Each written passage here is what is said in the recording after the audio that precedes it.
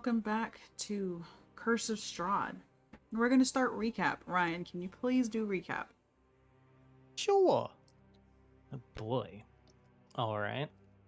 So we began last session still at the dinner table with Strahd. It was the latter half of the conversation after we'd already kind of come to an agreement about he finds Nikita and we bring back Irina. And so he also granted Klaus permission to leave Barovia, and Klaus actually gave Strahd his ticket of possibility, much to the surprise of everybody. We were also asking Strahd questions, or mostly Isa was, about Fiona's actions and what all happened there. Excuse me. And he claimed that he didn't agree with her fanatic ways, but couldn't stop her because he didn't want. He felt that if he took any actions like that, that the people would definitely believe that he truly is a monster. Or at least that's what he's claiming. Isa and Noman tried to get a read on him, but he's a tough one to read. Seemed like he was genuine from what we could suss out. In Noman's defense, he was being distracted by how disturbing Love's likeness is to her mama, Sortiara, and now that she's aged several years. Strahd steps out and comes back in and says that something's happening in Vallaki, that this mage or wizard is shooting off lightning bolts at people in the town. So we do agree to go back and kind of help deal with the situation. Plus, we didn't really want to stay. So Klaus ends up leaving in his own separate cart, driven by, I believe, Isa noticed that it was the thief that was invisible back in Victor's home that he had found and stopped. The rest of us went back to Vallaki. The gate was blocked, so we had to kind of dominate a guard, and Arthos had to climb over the gate to forcibly allow ourselves back in. We made it back to Victor's house and found Lux telling us that her arm was, or that she was struck by one of the bolts of lightning, and that we know that the mage is currently down by Lady Watcher's house, which we had believed was all aflame the last we had seen it. We head down there and find the house it isn't in burned shambles or anything, and we see this hooded wizard sitting out there. Excuse me.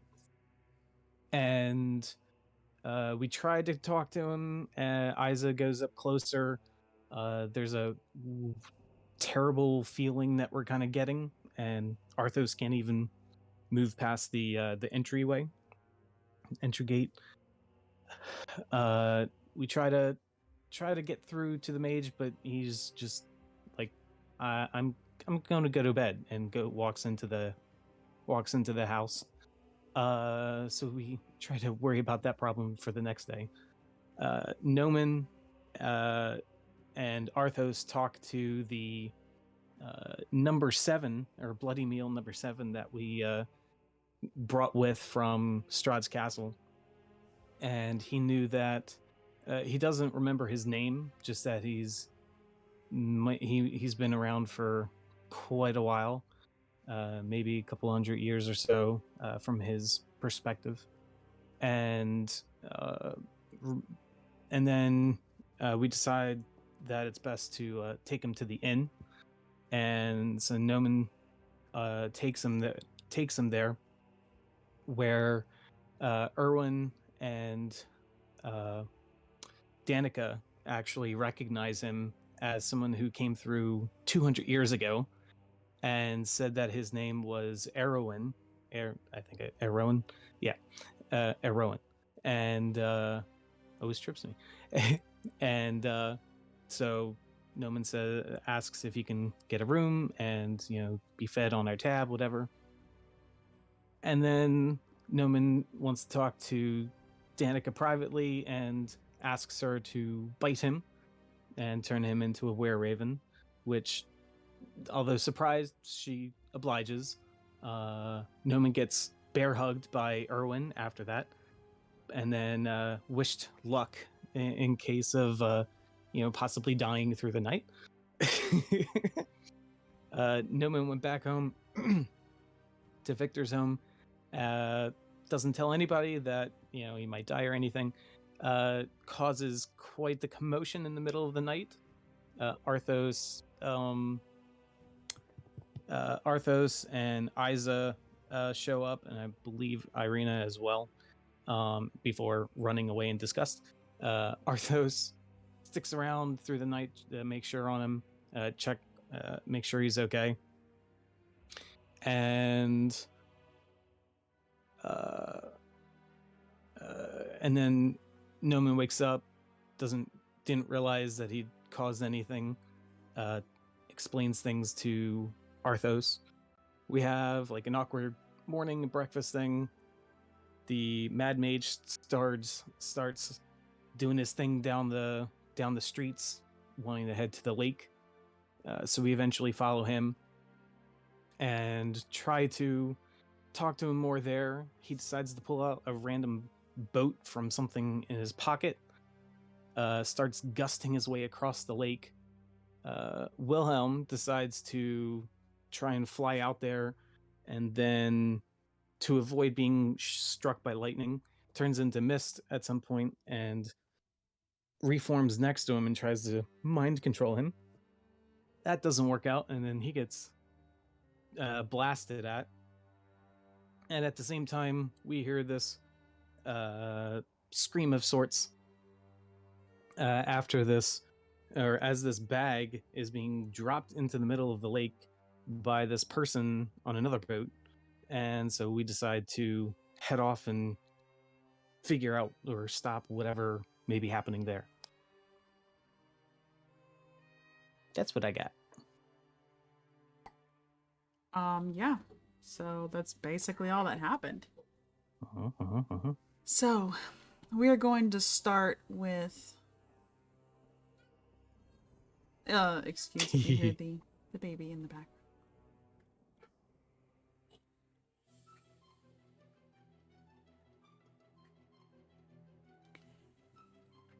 We're going to start combat now. Oh boy. Isa is going to skip his turn. He's standing on the shore watching Wilhelm engage with this individual from the boat. He has watched Arthos leaping into the water. What did you need? I was just gonna say, can we see them over on the other shore? Or is it still foggy? Everything's foggy. Okay.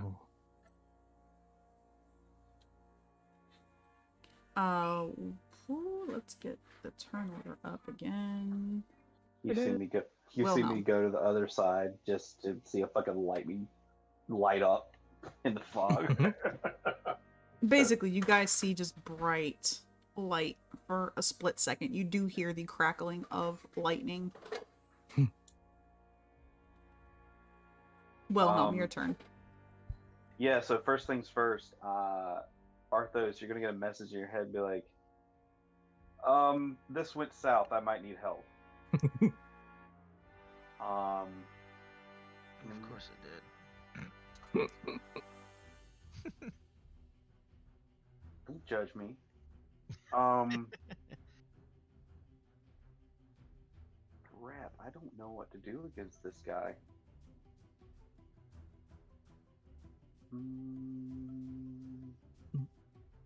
I am going to use a bonus action to put Hex on him. If it's gonna work.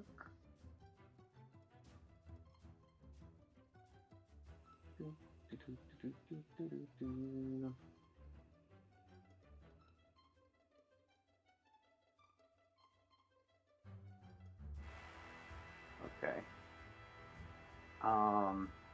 And for those who are not aware, Wilhelm is currently all the way over here, and the rest of the party is all the way down here. Oh, there he is. Oh yeah. I couldn't find him earlier. Help. Hmm.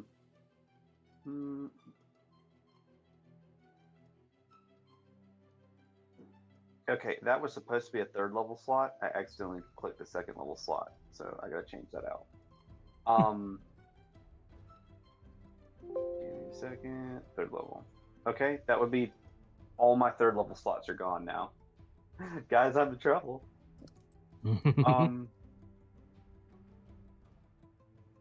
I've cast Hex on him, and I am going to.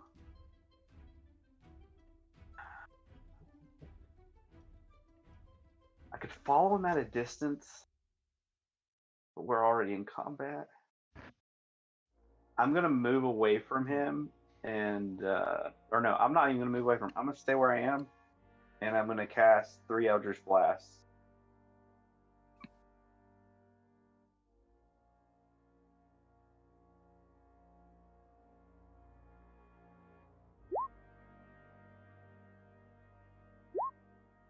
Uh-oh.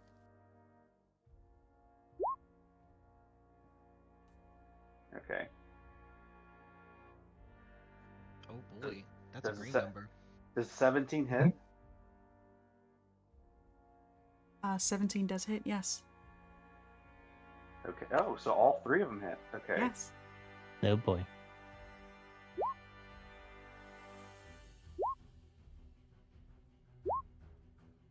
And also for all those, I think it's every attack you add Hex to. Yes. I will roll 3d6. 4d6 for the nat 20. Oh, Doubles that dice as well. then I'll just roll 3 more. Oh, there's a 1. Okay, so that's 11 necrotic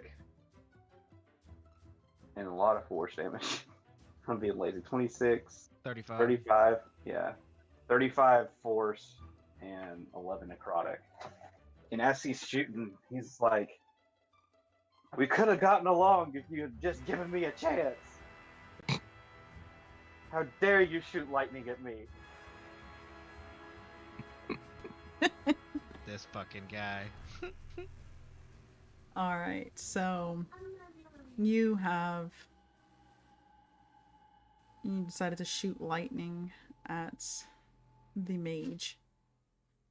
You do strike him, and you see him kind of like his body moving left and right with each shot. Finger guns. And it takes him a second. And he's,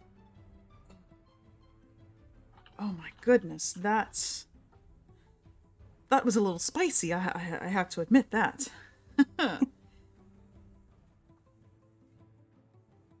Well, how about we have a little fun then? And he steps I'm closer. in danger. Oh, you just now realized. He steps a little bit closer to you. And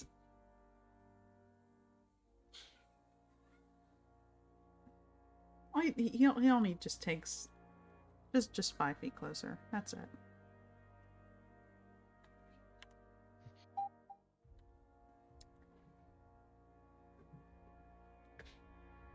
Are you sure you want to do this? No, I wanted to have a conversation. But you were trying to But kill you're me, going- and as No. I have If already you attack stated, me, then I'm going to you, attack you. you, my good sir, decided to attempt to charm me. I think I do I'm that well with within my everyone. rights. Did I physically harm you? No. And did you shot a lightning bolt at me? Potato, Do you tomato. think that maybe you're causing your own problems? No, of course not. Of course not. Why would he? And yeah, he is going to...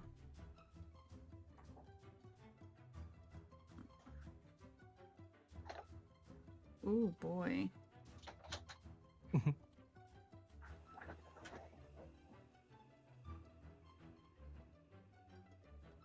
He's going to cast Cone of Cold at you. Why can't we be friends? Because you tried to hurt him. And he doesn't like that. It's not the same. He didn't try to hurt him. I mean, now he's gonna hurt him. DC 21. Oh. Roll high. Oh, it's a con save. Mm-hmm. Yep, con cold, con save. Should be fine with that. Yeah, should. Oh, wow. As I said, No way. you should be fine. Just barely. Is that half damage or no damage? I don't know how that one works. That is, my good sir, Half damage. half damage.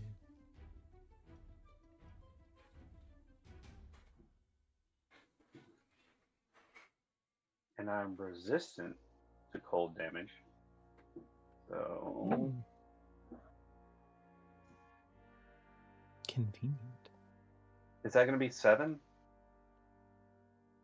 No, that's not right. If it's half damage and you have resistance, it is quarter damage. So Okay. 34 halved and then halved. 17 halved is 16. Lowest is 8. Yeah, 8 total. Mhm. Okay, 8. All right, thank you. Mm-hmm. No problem. And that's going to end his turn. Noman. Arthos, you're on deck. All right. Well, Noman doesn't explicitly understand how bad things are going to be are over there for Wilhelm. I'm assuming Noman figures he'll be just fine. We were responding to dude out here dropping something, right? So Noman is going to use telekinesis on himself to move himself 30 feet forward and up. So yeah, 30 feet kind of at a 45 angle. And then he's going to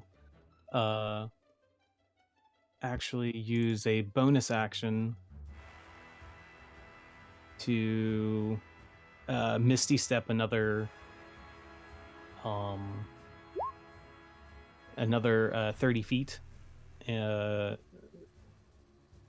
upward. And let's see. I don't know how we want to work it, but basically Noman is going to use his Manta Glide ability to then glide towards that boat. So I don't know if you count that all within this round of movement or if it's partial or however you want to work it. but he would have been 60 feet up, and then he could glide out another, I believe, 120, we said. So, let me see. This is a very large map. That is not me. That is me. So if I'm gliding all the way, then I'd be right there, I think. Would you be able to move me there? That way I can keep the arrow. Because I can't re-find that mark if I zoom in. There's too many little squares. That's not the right way to go. You're fine. You've got this. I can shoot all the way over there if I have to. Plus, you have absolutely no clue what's going on. Yeah, Nope. you'll be fine, unless somebody tells me otherwise. But yeah, that's all I can do in that turn. All right, Arthos. All right. Let me measure this out. Hearing that pitiful cry for help from Wilhelm, Arthos is going to basically take a running start, get to the end of the pier, use his boots of leaping to basically just leap forward and just dive straight into the water, and he's heading towards Wilhelm's direction, or at least the last direction he saw him going in.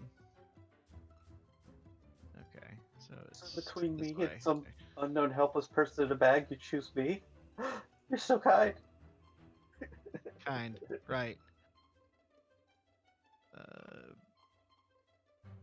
Let's see. Yep. Well, there we go. I can select now.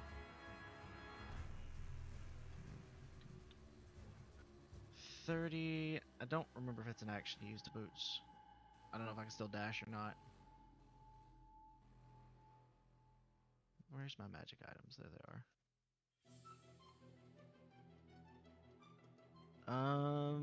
DM ruling, it actually doesn't say the boots of magnificent leaping. All it says is twice per day the wearer can take a running 30-foot leap. Yeah, it that doesn't count against your actions. It's a boots Sweet. ability. Sweet. So I am basically going to swim underwater because I do have a swimming speed. I guess dashing at this point to get the additional 40 feet. My movement speed is 40.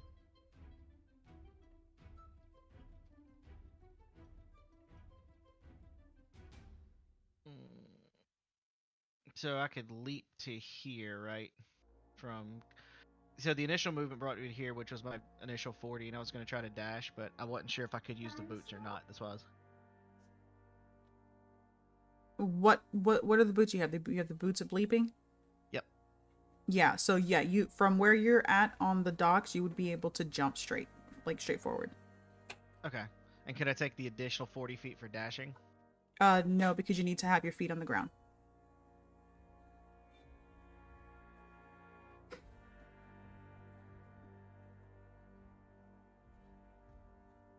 Okay. I thought there was a... Dash I thought is there was one that says you a could dash. you can't Underwater. dash if you don't have if you're jumping in the water. Are you going to be in the water and then take Oh yeah, your no, like dash? I'm going underwater and swimming underwater. He has a swim speed and he can breathe underwater. So your movement and I'm just using action. the boots to like just leap as far out as he can to just dive into the water and then just take off that direction. Okay, so you're going to run your 40, and then you're going to What you got? That 40 does take away from your swim speed. Okay. So basically I should do like the additional 10 feet then Yeah. for the 80. I can count 2 squares. Ta-da! That's pretty much gonna be it. All right. Yep, I don't have bonus actions. That's it. Cool beans. And all right, and Isa's turn is going to be skipped again. Wilhelm.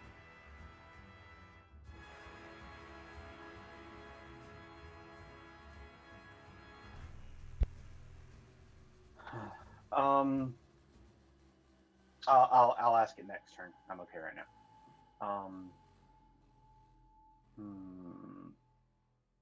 I am now going to cast the Hexblade's Curse on him.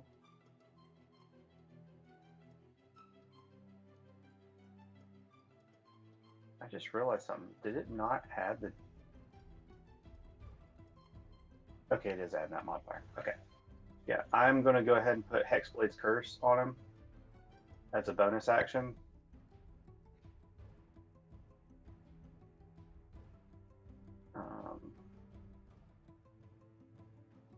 I now score critical hit on 19s or 20s. And I get a +5 bonus to my damage. And I'm going to... Hold on one second. I have to move over and look at something, if it'll let me.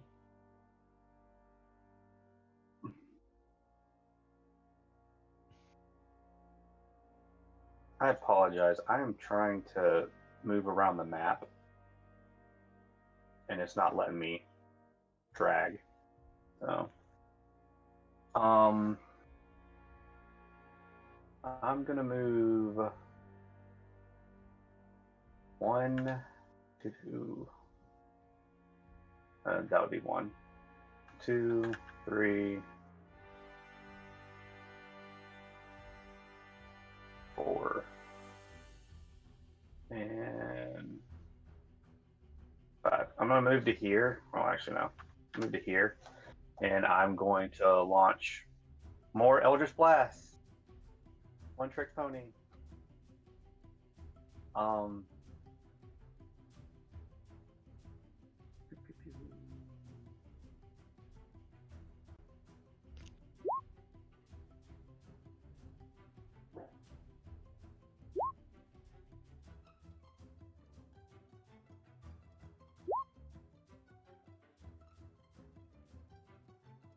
Pop up in the chat.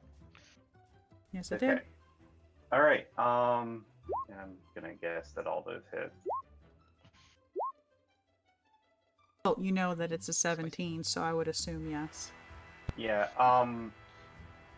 It actually you need to add 15 to that because it's not adding the Hexblade Curse damage too. And then I gotta roll the 3d6s. All right. So 10 to... 40, 50, 65. Yeah, with 10 of it Jeez. being necrotic. Bang, bang, bang, bang, bang. It's like machine gun blows. Okay, but yeah, no. That ends my turn. I can't do anything else. Arthos, you get another message, you're like, yeah, hurry, hurry, hurry, hurry, hurry. Fast as I can. Can anyone else not? Why won't it let me drag and drop on this map? It will not let me move the map. Are you kidding me? Okay, never mind. I fixed it. Yep. 1 second. Let me do this.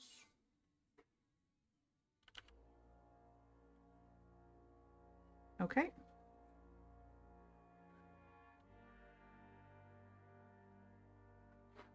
All right, and I will send you that question, and then I'm going to go ahead and mute myself. Okay, that ends your turn? Yep. Alright, so it is the mage's turn. The mage gets hit with another round of Eldritch Blasts from you. He kind of chuckles again. He's finding all of this very amusing.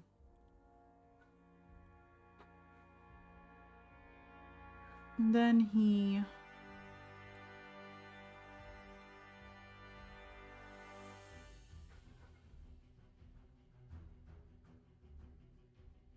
Ooh.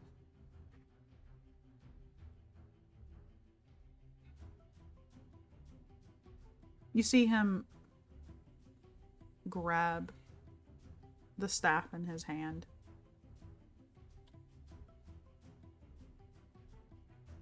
And holds it up.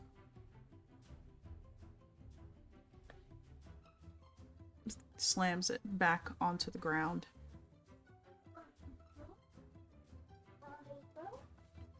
Oh, 1 second. Mhm.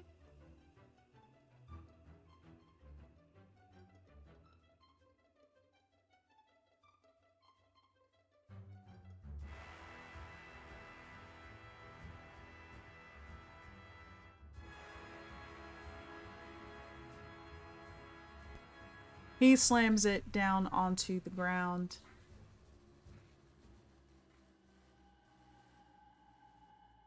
And around you, Wilhelm, you see the cloudy sky gets darker. The air around you kind of starts to get chilly.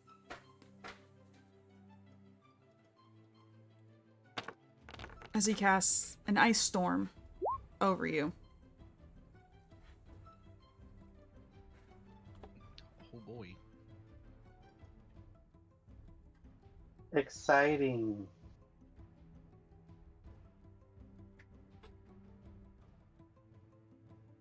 I need you to make a deck save, please.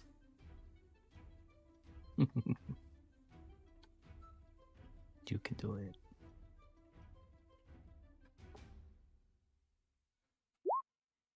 Ooh, or not. Yeah, or not. Okay. Wow. That's gonna be a no, dog. Slip. Wow. Hold on, I gotta make sure Womp, that I can't womp, use that womp, thing to do womp. that. You do this one, this one. Oh yeah, you do have that thing. No, I don't think a saving throw is an ability check, so I can't use that. So no. Mm. Saving Shucks. throw is not an ability check. Yeah, no. I just have to suffer. Oh, you know what I could do? No, because he's just gonna do that thing again. Never mind.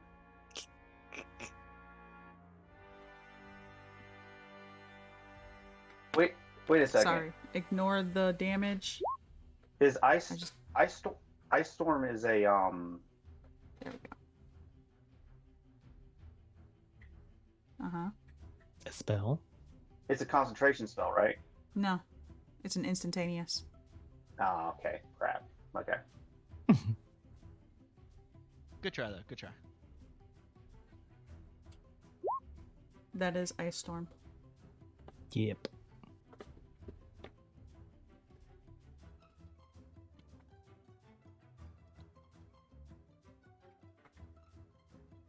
And well, this is gonna suck. That's spicy. yeah, then he's just gonna take a couple steps away from you. I'm going to go now. Don't follow me. Or you'll get more of that. Or you'll get more of that.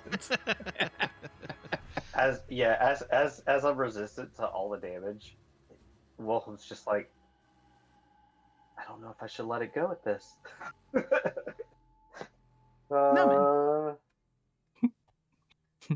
Are you a glutton for punishment? Yes or no? DM, can I metagame for a second? Don't fucking do it, guy. Say yes. Are you a glutton for punishment? Yes or yes? Yes.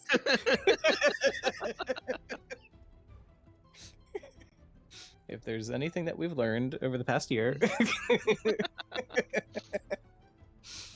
All right. So it's Noman's turn. Since I crit failed that, don't I take double damage? So I would actually take that damage. I'm sorry, repeat that? Since I crit failed the deck save, wouldn't I normally take double damage? So in that case, when I take regular damage, because I'm resistant to damage? Yes. Okay, less math that way. All right. So Noman's gonna repeat what he did last round. Hurl himself telekinetically and try to move another 180.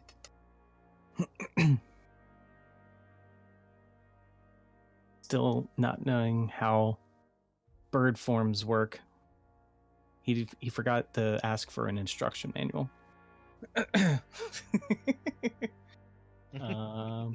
So he wants to go right there, I believe. And let me see.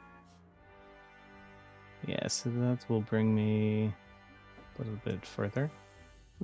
Yes. Let me move him. If you got it right there. Ah. So many squares. I think that's right. Yeah. Yep. Let's go with it. Yep, that's everything I got.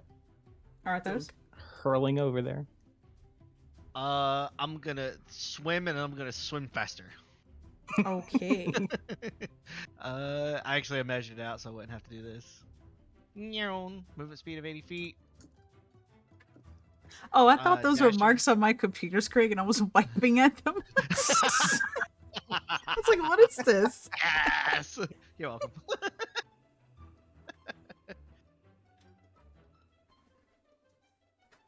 All right. Can I get you, Arthos, to roll me a strength check, please?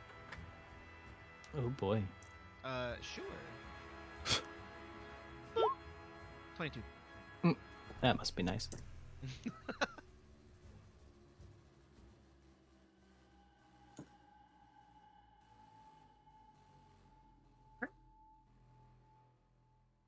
That. Is that in your turn? Yep, that will. I don't think I have anything for bonus action, so that'll be it. Yeah. Wilhelm?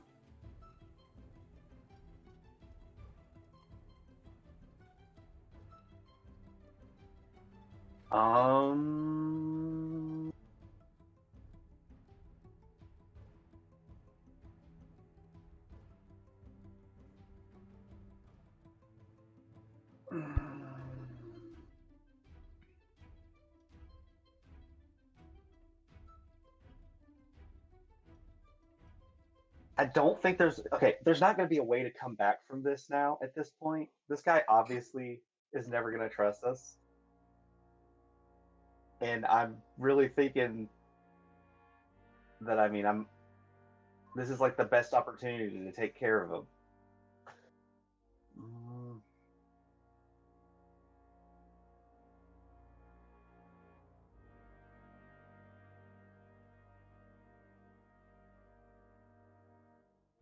In that case,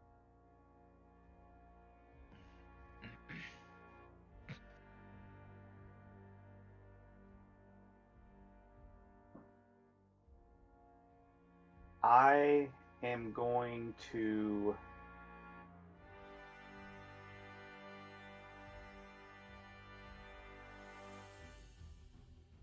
I think I could. Can I turn into mist twice a day? I think Yes, and you've already done it once.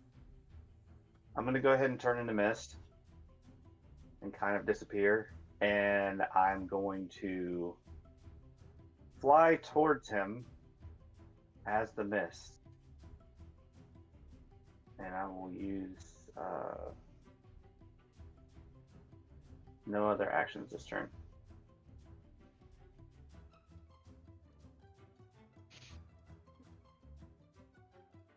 All right.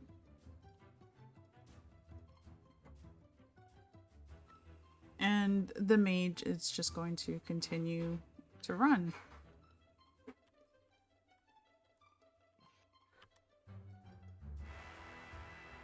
Noman?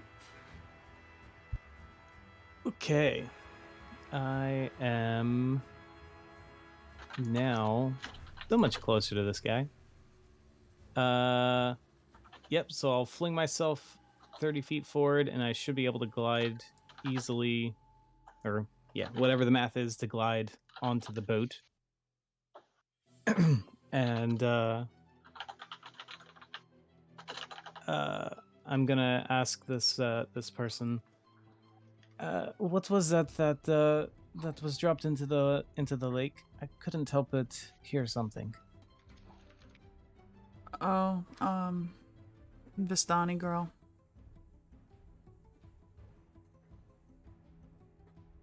Ah. Let's see. Pretty sure telekinesis is my action, so I can't. Is it? Is it worth it? Hmm. As a...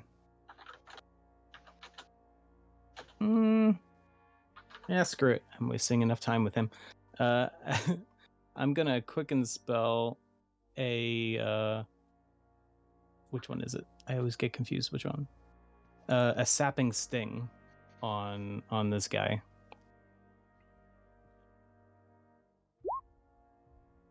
Nothing major. Oh no, Oof, it's a con God. save. It's a con save.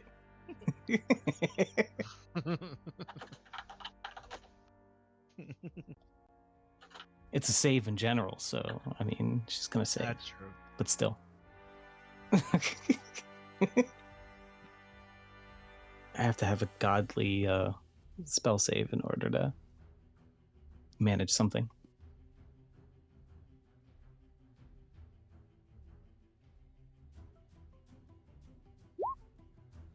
Oh, Oh my Just. god!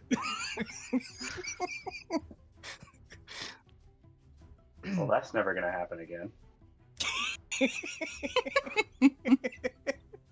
Not without help. But I love the fact that she still rolled a 16. If she'd had any kind of modifier, she Yep. still would have saved. Yep. Okay, so now he falls prone into the boat, or I don't know if he was standing. However you want to. However He you wanna was play that. sitting. He just had the rod out into the water, just kind of watching. He sees the bubbles kind of rising. Mhm.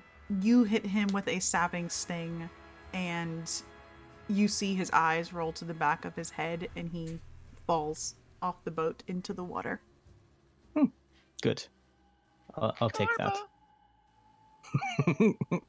That's all I can do for this go. All right, Arthos. Meow. Just move another 80 feet. Do I have that? Yeah, I have the right one. Meow. That's a whole lot of swimming. Yeah, but I realized I could cross this lake in about 18 seconds. Roll me another strength all. check, please. That's a whole lot of swimming. And I'm not even raging. I'm just swimming. Just imagine a rage swim. That's what we were talking about before session. He's just doing the butterfly, and every time his face comes out of the water, ah, ah.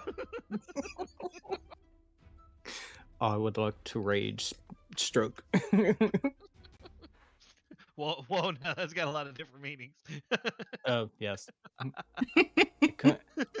I couldn't remember what kind of swimming moves. All right, so you managed to push through the cold and the waves kind of pushing back at you, and you managed to get another 30 feet forward. You are almost at the edge of the lake. You can start to see where the land is actually rising. Wilhelm. Okay. Gonna go ahead and do the healed and okay. I am going to use my action to try to fly up. I'm gonna fly at an angle and I'm gonna dash. So give me a second. One.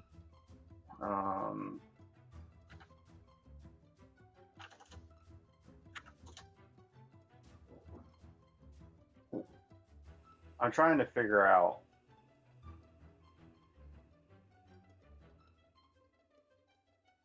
Yeah, I don't know how to figure that out. I know how to do the math, but I'm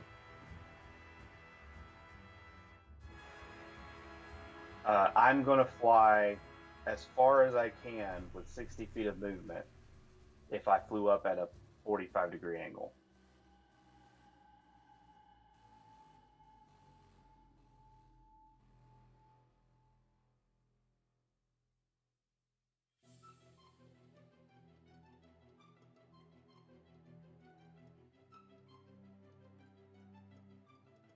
Okay. I'm gonna move 40 feet because that'll move me 40 feet up, 40 feet out. Okay. All right. Yeah. Can you move me to there? You can move yourself. Okay. Thank you. Yeah. Last time I was having that kind of trouble. Okay. No. So yeah, 40 feet up, 40 feet out. It said I could move basically 55 feet or 56 feet if I flew like that. Okay. And for my bonus action, I'm gonna burn some sorcery points to regain some spell slots, and that'll be all for me. Well, actually, is that an action or a bonus action? I always forget that. That one Bonus. you do not... Oh, hey, look at that. Okay. All right. All right. Yeah, and that's it for me. Thank you. All right. So you fly towards him. Are you still...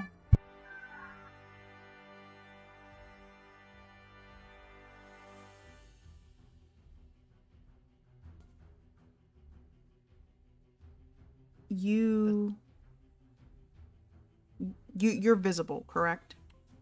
At this point, or are you still missed? Oh, I missed. Okay. I'm gonna stay as missed. I have hex on him, Mm-hmm. which allows me, as long as I concentrate, I can follow him for up to 8 hours. Okay. Okay.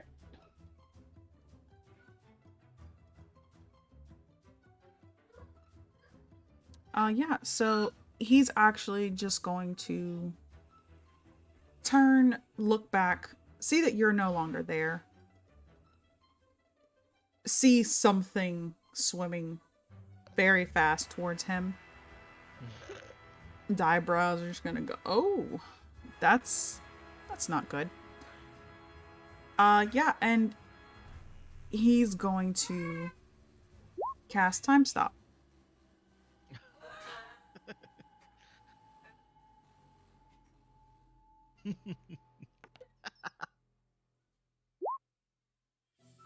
Oh, we got... Oh dear. Wow, wow. that is amazing. Dang. And he stops time for everyone but himself for 5 full turns in a row. Wow. He gets 30 seconds to do whatever he wants. Well, almost whatever he wants. And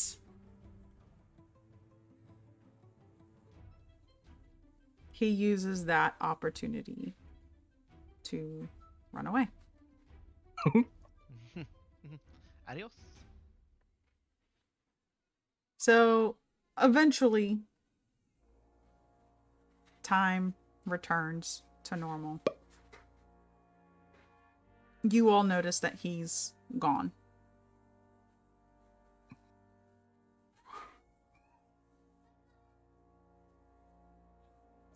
I can feel what direction he went in, though, right?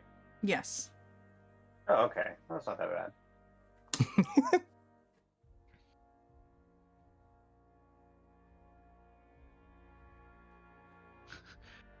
Arthas gets to the shore, looks around, sees nobody but Wilhelm. Or is he still missed?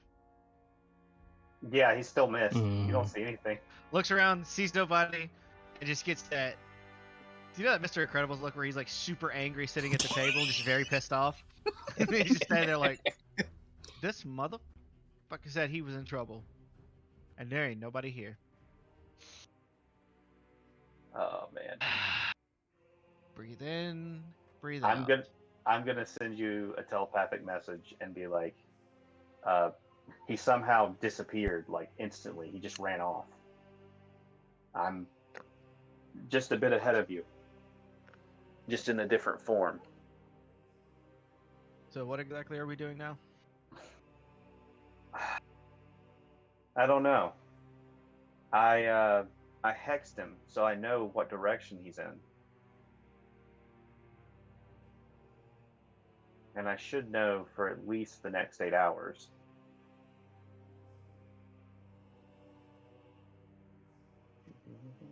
Well, are we doing anything about the And he's gonna gesture like towards the direction of the boat, the bag, and whatever individual might have been in it. I'm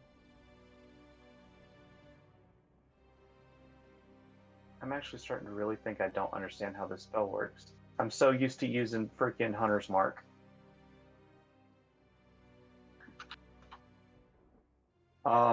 I think we should go help Noman for now.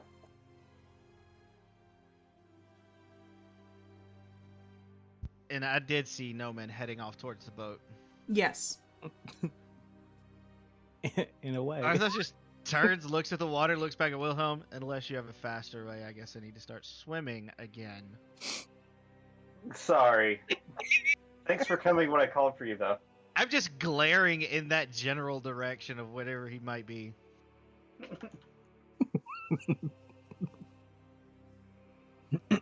Noman, you see that the bubbles have stopped. Oh dear. If I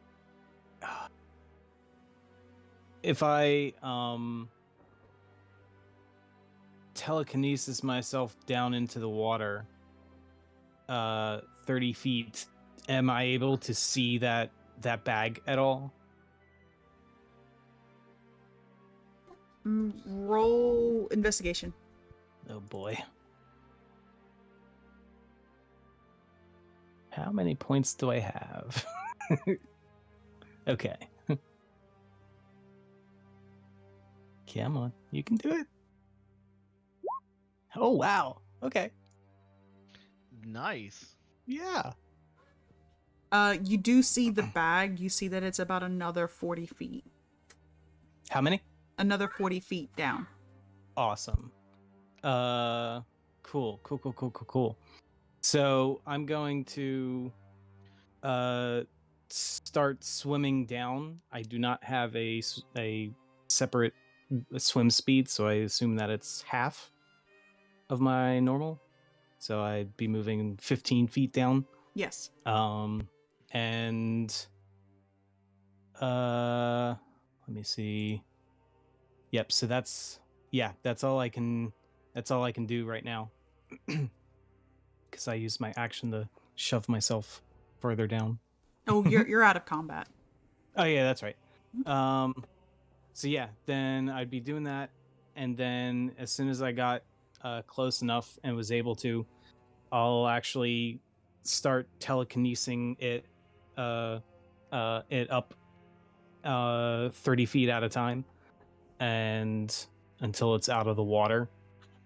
And I'll just kind of like swim up a little bit as it does, because I can't move myself with it while I try to move somebody else. So I'll try to maneuver that.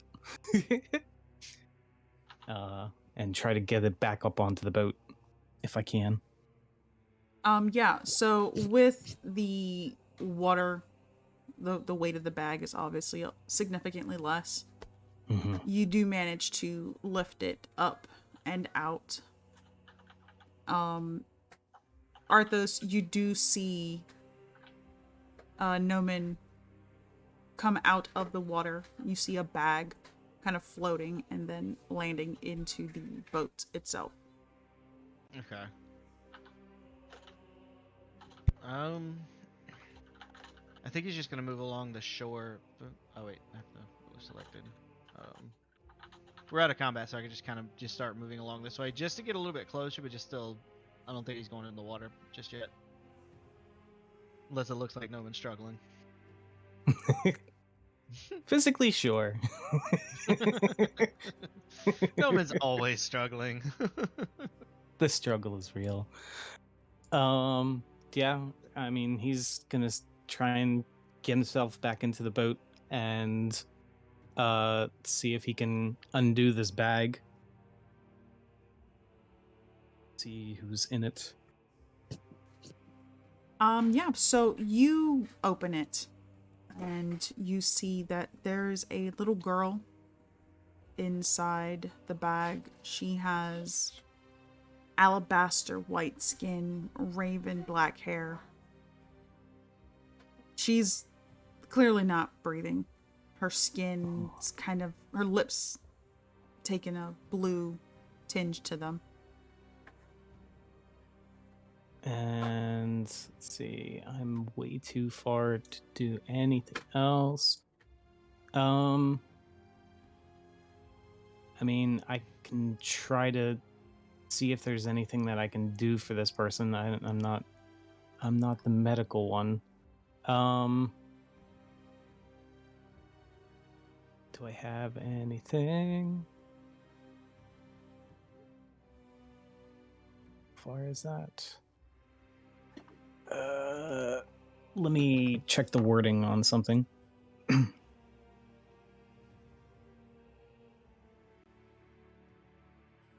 Where is it? Where is it? Now the question becomes, do you know CPR? No. His job is to kill, not to revive. I can disintegrate, but I can't do anything. That's not what we want here. Unalive people, easy. Alive people, not so easy. So the distant metamagic would only apply to the range that the spell can. Would that apply to just how far the spell's effect can go, or if the spell can get you further? Like I have Scatter, which has a range of 30 feet, but it can let me send people 120 feet away. It wouldn't distance the 120, would it? I don't know how that works.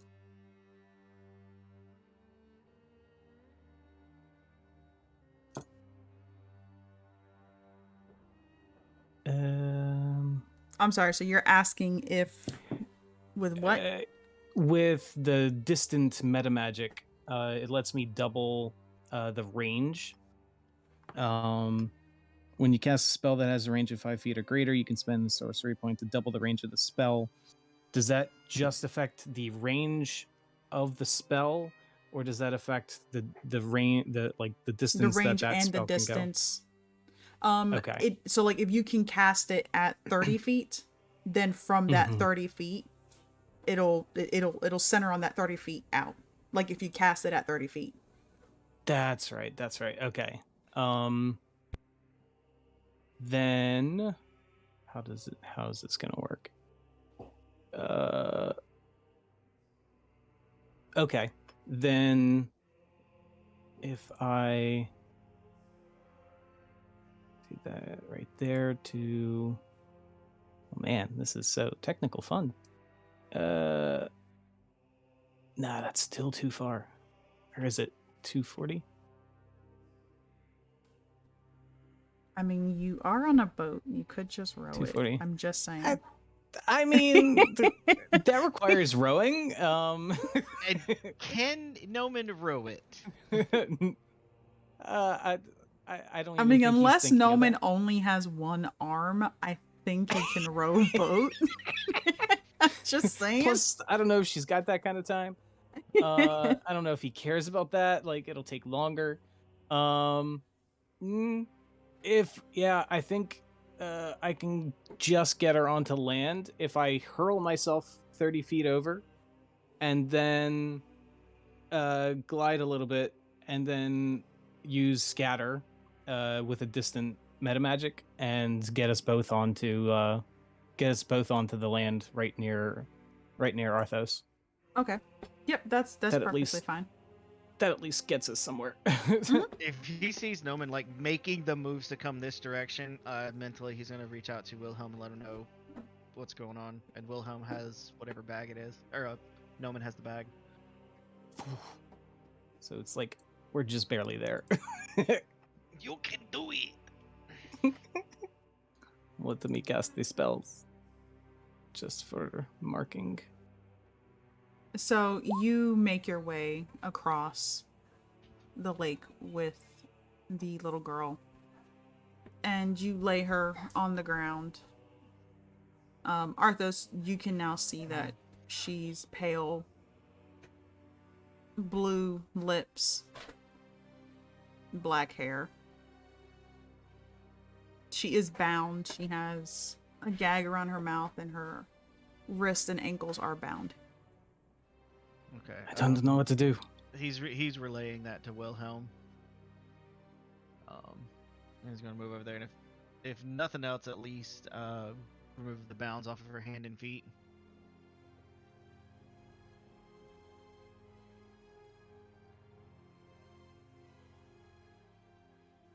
He's gonna look at Noman like, my intention was bringing one of you guys. It's like, I can destroy a lot of things. I don't know what to do. And he's just, I don't know, gonna see if he can, yeah, he's gonna see if he can try to bring her back. He doesn't know where Isa is, if he left, if he headed over this way. He's too far to reach mentally. Yeah, actually, Isa is watching you making your way over, and he casts Dimension Door and heads over to all of you. What a jerk. He can just Dimension Door right across the lake. I have to cast 5 spells. Because I don't know how to bird. Go bird. I had to swim. But yeah, so Isa kind of like pushes past all of you, just kind of hurriedly. Just, hold on, I'll help her. I'll help her out. What? And he gets to her.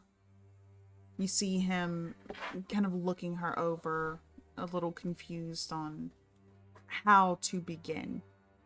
It's like, she has oxygen deprivation and possible water in her lungs. We're gonna have to remove the water before we can do anything else. So you see him beginning CPR. Have him roll a medicine check. Wow. Wowee. So he does that, and eventually you see the water kind of like slowly pushing out of her mouth. He does turn her head, so it's kind of flowing, but she's still not responding. And you can see that there's like this almost crazed look in his eyes now. Yeah, there's a child. And all of you are kind of aware now that Isa does have a soft spot for children. And he seems almost in a panic, like, I gotta help her. I gotta help her. And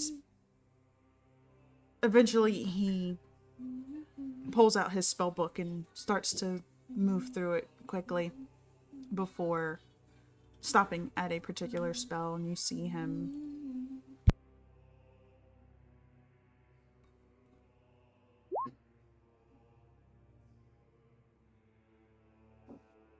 okay, well, I guess that's not gonna work for me. Fine. But you see him Speaking Gabadook. casting something, and you see that he actually takes injury onto himself. Oh. You see that sort of energy pushing into her. He's still performing CPR, just trying to do anything. And eventually, she takes a very ragged breath in and starts to cough. You see more water coming out. And she just kind of lays there on the ground, like staring up at the sky. And see, she is breathing.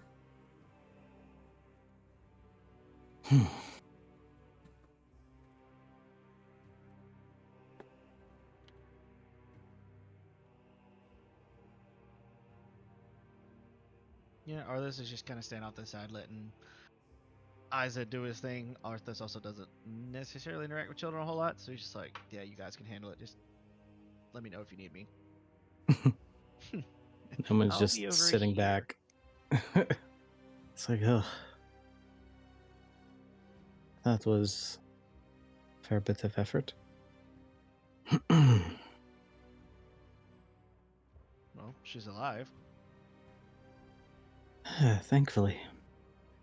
It's more than can be said for the one that was in the boat.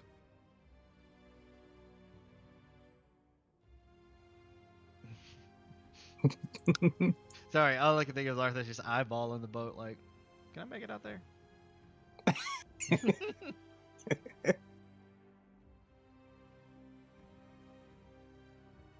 He's looking at me like, so what now? Do you want to? Is she fit to ask any questions? Why she got tossed in the water?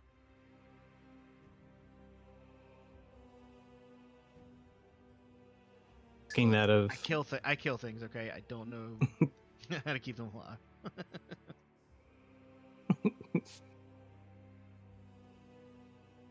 he didn't.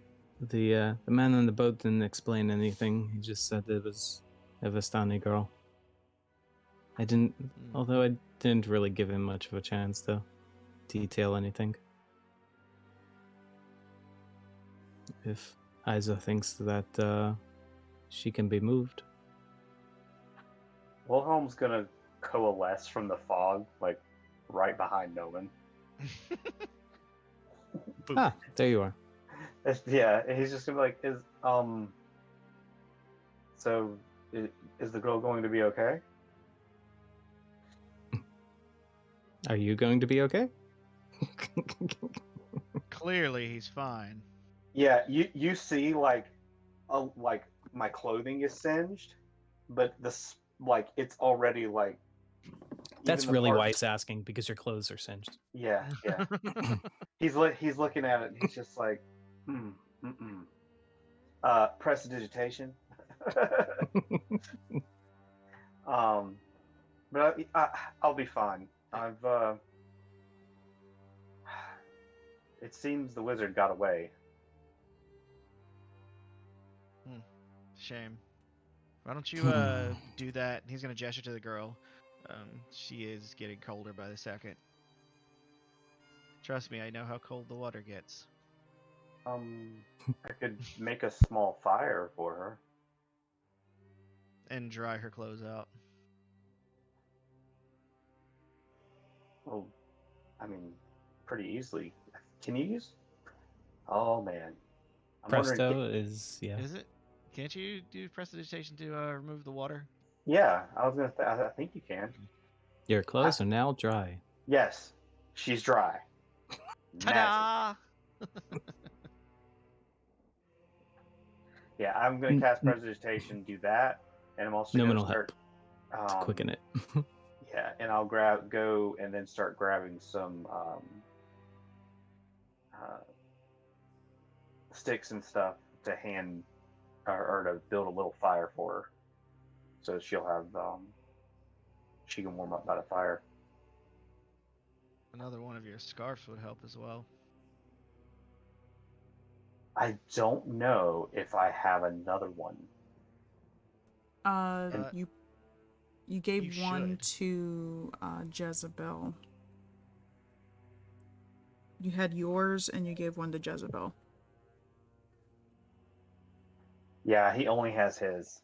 Hold on, let me make a roll. See, I'm rolling to see if he's gonna start make the right choice.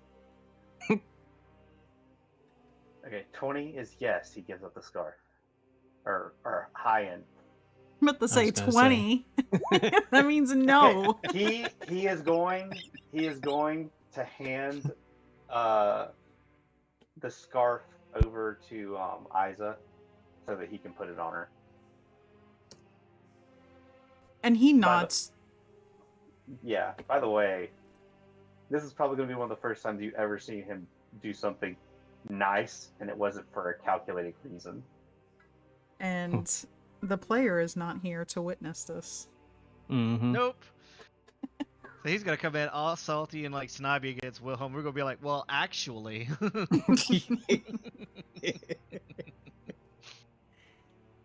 So Isa kind of hesitantly accepts the scarf from you, but he doesn't seem willing to argue at the moment. Taking care of this child seems more important than anything. And once the two of you presto her clothes dry, he puts the scarf on her, and you see it does take a while for her lips to pinken a bit. But eventually it does, and she's kind of sitting there, her knees pulled up to her chest, arms wrapped around her legs, looking at all of you. Thank you for helping me.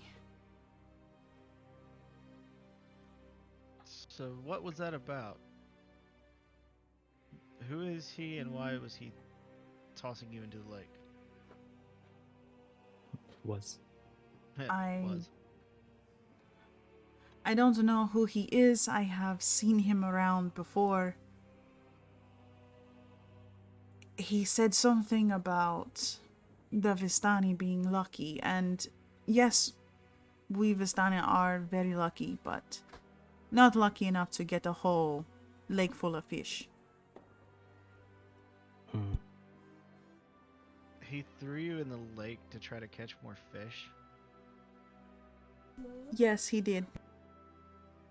He's just gonna look at Omen. You did kill him, correct? Oh, he's sinking now. Maybe he'll be the reason there's more fish. Good. Vistani or not.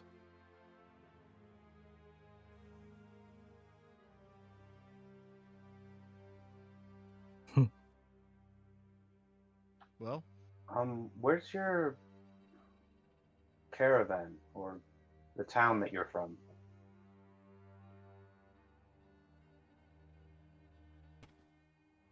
No town. I live in the caravan, just outside of town. You cutting out? I'm about to They're say, is cutting breaking out. up for anybody else? Okay, cool. Can you hear me now? Yes. Okay. Good. I live in one of the traveling caravans just outside of town.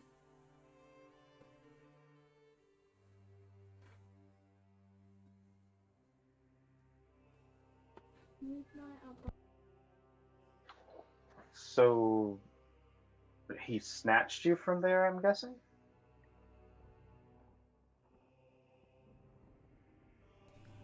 Yes, I was out.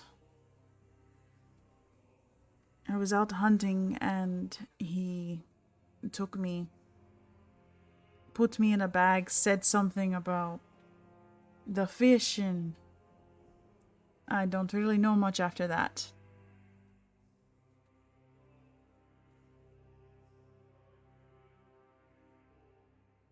Well, when our doctor here gets feels that you're fit, we can certainly try to help you get back towards your family,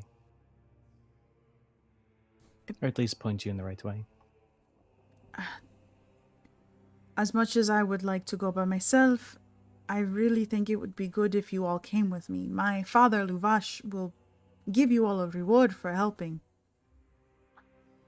Is she still breaking up for everyone else? Yep. Yeah.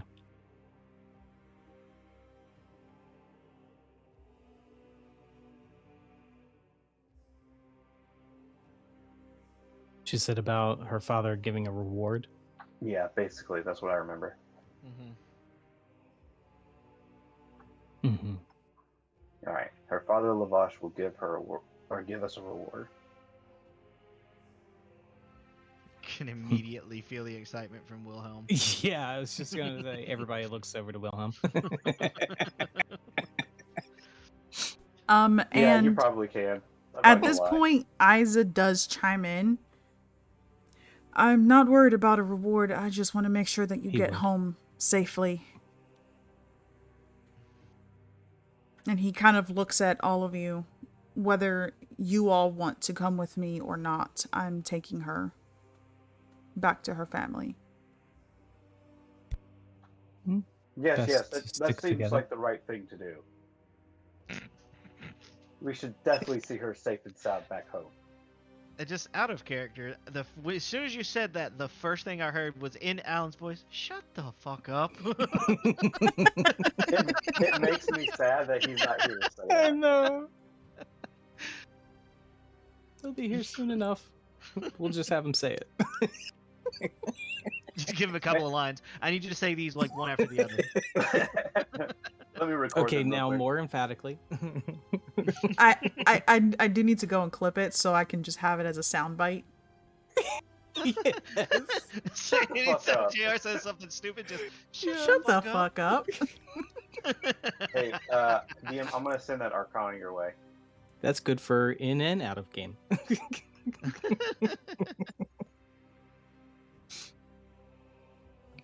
But yeah, no, I'm gonna be like, okay, I'll be fine. How are we getting back over? It is a bit challenging in my way. And the girl looks over at the boat that you left in the middle of the water. And then Oh, looks yeah. back at you, Noman. I thought she was gonna look at Arthos. I thought she was gonna look at me and be like, I guess I could. Let's see. Do we have any elevation here compared to the water, or like, is this up high at all? You are about from where you're at. It's a little, like a little. I would say not even a cliff, but Mm-hmm. so you're Just a little probably mini about jump. like probably like maybe 10 feet from the water, 10, 15 feet from the water. Like you're really not Okay. that high. Yeah. Okay. That doesn't Just- get me very far. I'm gonna look at Noman like, do I need to? I mean, it would be quicker. Yeah, without Uh, even a word, Arthur's just gonna leap off of that little cliff into the water and swim towards the boat. Awesome. Grumble, grumble, So grumble, you grumble. make your way over and you grab the boat. You hold onto the rope as you make your way back across. And Meow. Whoa. you draw the boat ashore. The girl looks over at the boat and then at all of you again. It can't hold all of us.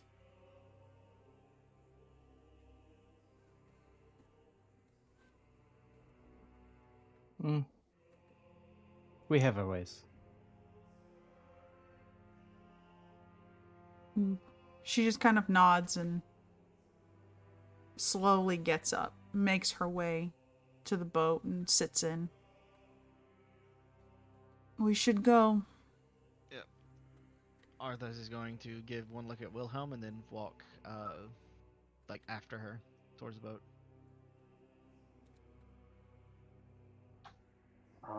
DM, how did that roll turn out?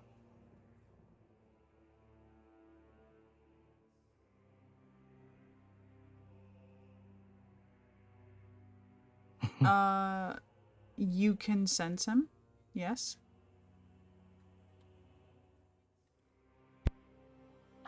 Is he far away?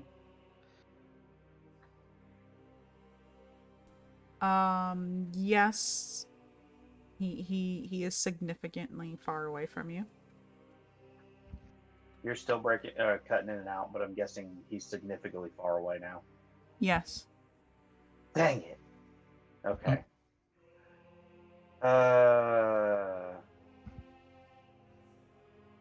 I'm gonna hold concentration on this spell for now. Actually, wait, no, because then you can't take a rest. I want to know the general direction from where I'm at that he's in,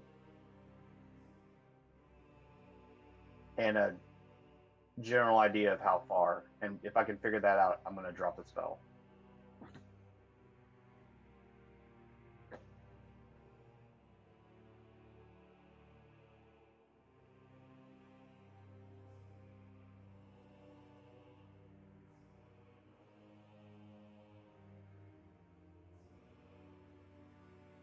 Guys, he reacted to it. Oh. Oh. He reacted to good guy Wilhelm.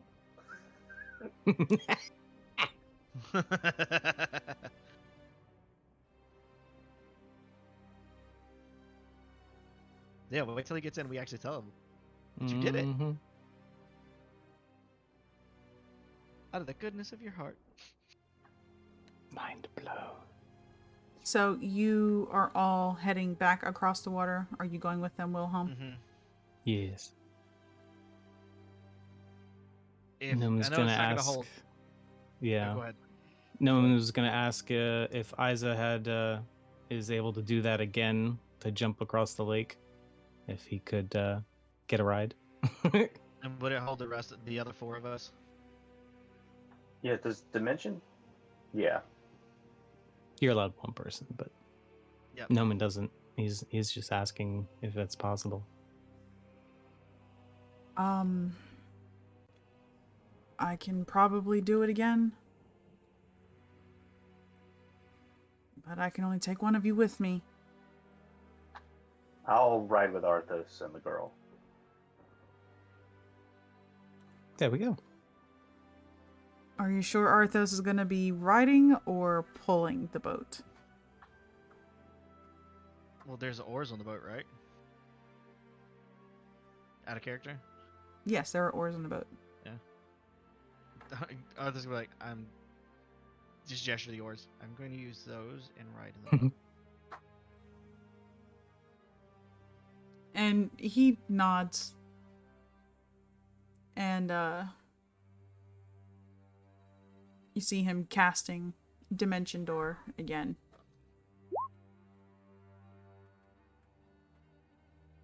And Boop. takes Noman. And the two of them make their way across the lake to the other Meow. side.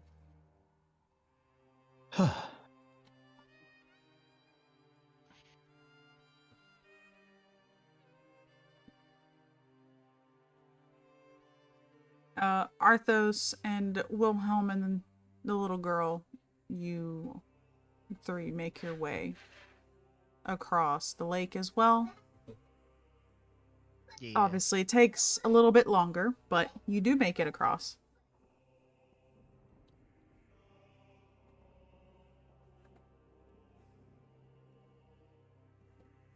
Is it faster than swimming?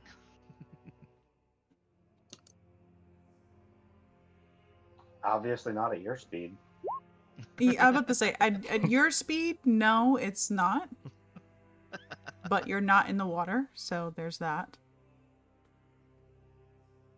Yep. I'm out of the water. It's fine. I was really just curious to see if I was faster than the boat.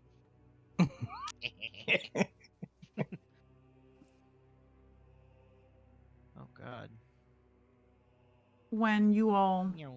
dock on the ship, the girl disembarks and looks around, and then she just starts walking in the direction that you all came from.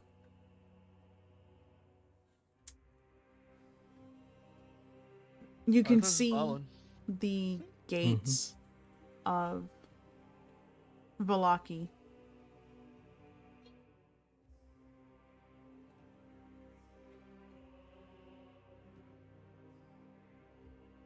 Oh, God. This is where you all were. Mm-hmm.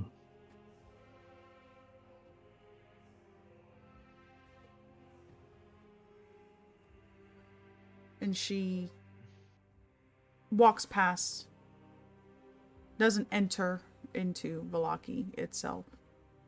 Mm-hmm.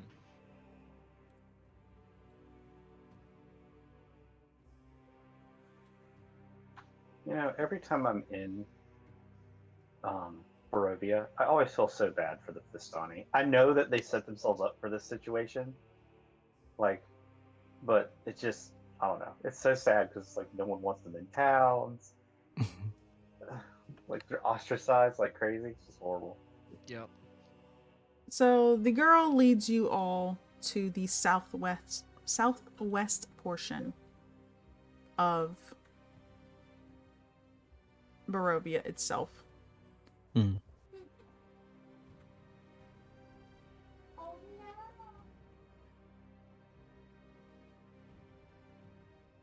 You can see that the woods begin to part to reveal a very expansive clearing. There's a small grass-covered hill with low houses built into the sides. Fog obscures the details, but you can see that these buildings feature elegantly carved woodwork and have decorative lanterns hanging from sculpted eaves.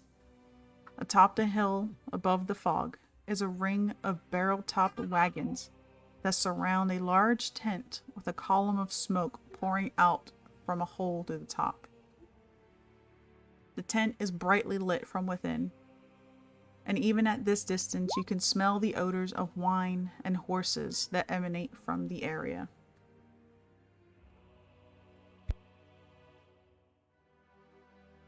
Ew.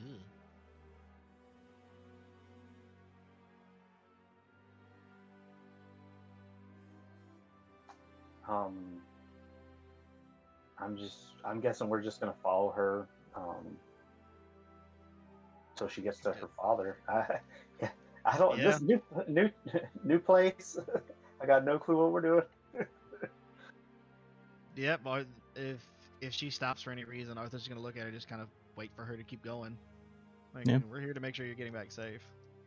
Just keeping an eye around, looking around. I love how Yeah. Wilhelm 100% abandoned her in the beginning, and now he's like, "Hey, how's it going, friend? Let me get We, you home." we all know that was Wilhelm's like 4D chess move. Like, oh well, you know what? Maybe she could be useful. Let's come back.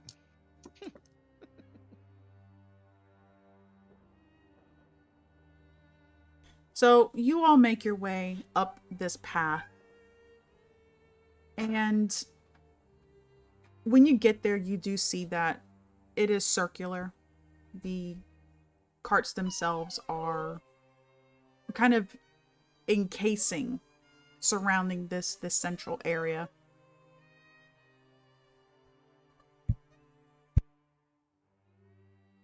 Mhm.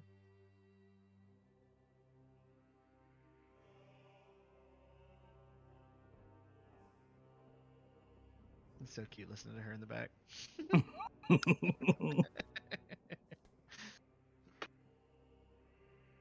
Did we ping on the map? No, I Please. am about to pull you to the map. Ah. There we go. New map. New map. Yay! New map. New map. It's so swirly and fun. Only a little dizzying. Only a little.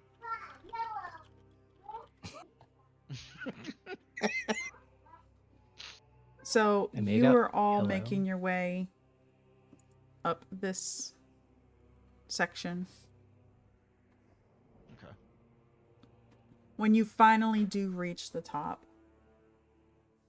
you see people rushing towards you all. Not maliciously, just with excitement.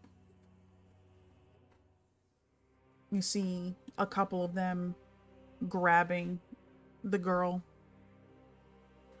They're hugging her and crying. And then a couple of them kind of pull away. They look at you. They look at all of you and just, thank you for saving Arabelle. Thank you. She nearly ended up at the bottom of the lake, but her kidnapper volunteered to take her place at the bottom. Yes. It was quite kind of him. And they nod. Just kind of... There's more like, accepting of your statement, not bothering to ask questions. Yep. Please come join us. We have to thank you for saving her.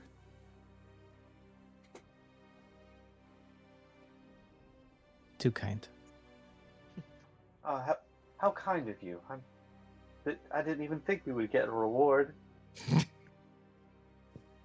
Even you can't even say it with a straight face, bro. You damn right I can't. I'm already laughing. Ugh, You tried.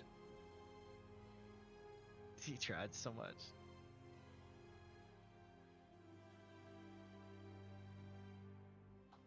But yeah, Wilhelm's gonna follow behind him. Yep. So you follow behind them. They lead you into the center where you see... Actually, let me get hold on. What is everybody? I got it all written down here. Okay. All of you actually, as you're making your way up and kind of looking around, you notice that all of the people here seem relatively young. And by young, I mean, you don't see anybody who appears over the age of 40 here. Oh. Mm. Compared to the other camp. Yes, compared to the other camp, you've noticed that there are various ages. This one seems that's as if it's like a young caravan that's separated from one of the other groups. Oh, okay. I don't know why, but as soon as you said that, I instantly thought of Midsummer. Yeah, they're gonna sacrifice the old people. Bruh.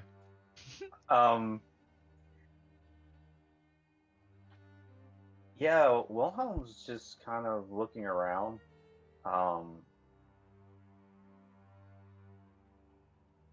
I forgot, did Jezebel come with us, or did she stay behind with the kids?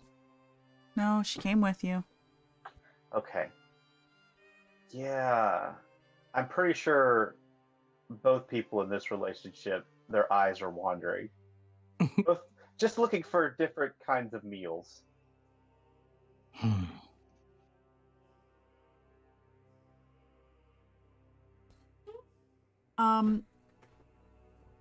William and Isa, the two of you notice that as you're looking at this group of Vistani, there are several people there who have their hoods drawn up. They're kind of moving around and grabbing things. You can't really see them underneath the cloaks, but one of them does reach for something and the sleeve of their shirt kind of shifts up a little bit. And you notice that their skin is almost like a very dusty gray color.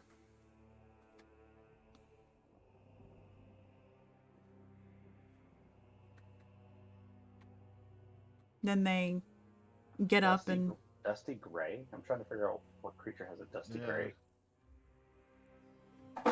Yeah, and they get up and kind of almost turn quickly to put their back to you, and they begin to make their way down the hill once more. You see when they get to the bottom of the hill, they separate.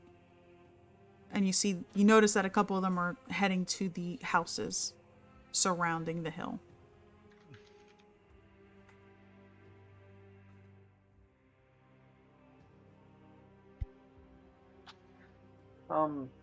All the members of your group seem to be quite young.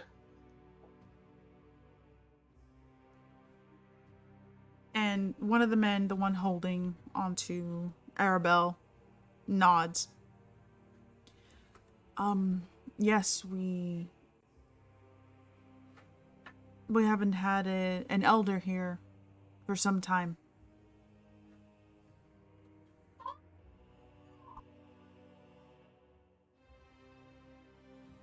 Wow, these sound effects are totally realistic. It's almost like there was a kid screaming in the background. That's anywhere. All right. So now that he's here, no, Wilhelm did this out of kindness, 100%. Isaac revived this little girl, like CPR. I'm sorry, I really just do not believe you. I'm sorry. Everybody here can attest to it. Mm-hmm. Yeah, I had to roll for it. He got his soul back, so it's like slowly creeping in. That didn't mean shit when you basically burned what's her face's soul to get your girlfriend back. Look, details. No, because like this girl was like cold, and then Arthos made the suggestion of like, I mean, you could give her the scarf, and then he just handed it over. Well, you have to realize something. I didn't seek to gain anything from helping her out. I know, that's why I doubt it so much. But Yeah, in so the what are you guys situation- doing now that you're in the camp? I'm getting all the context of everything that's happened so far. So now that we're in the camp,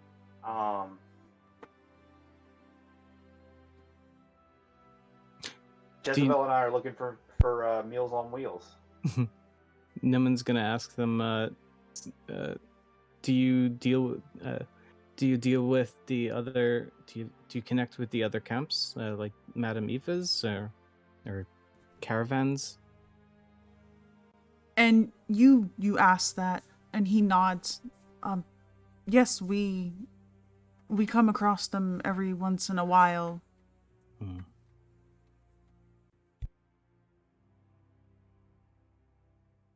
They took us in when we first appeared here. They were very nice. They are very kind to newcomers. It is a good trait to have. Please, let us repay you for helping.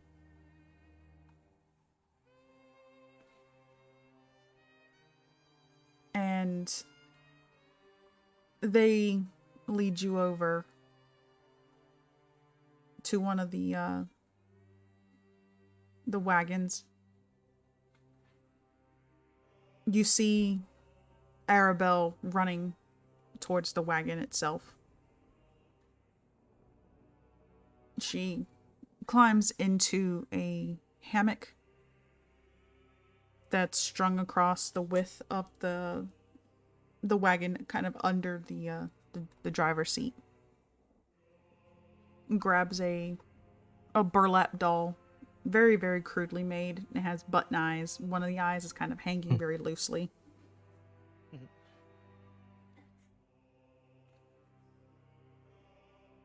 The man, Luvash, goes into his caravan and comes back out.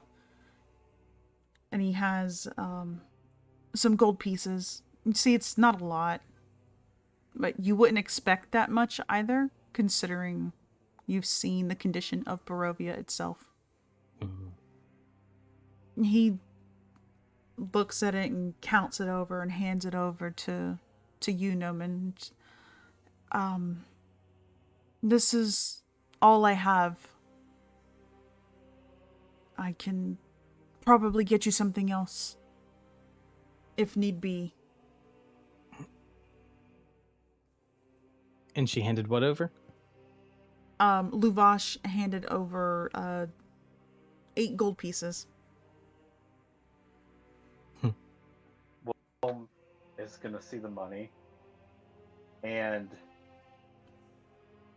his smile falters a little bit, and then he's just gonna,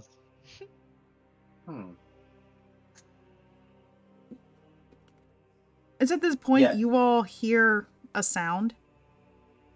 You look over Oh, boy. and you see Arabelle Papa, Mm. don't lie to him. And Damn. you see the man's cheeks kind of turn pink. He nods. Oh yeah.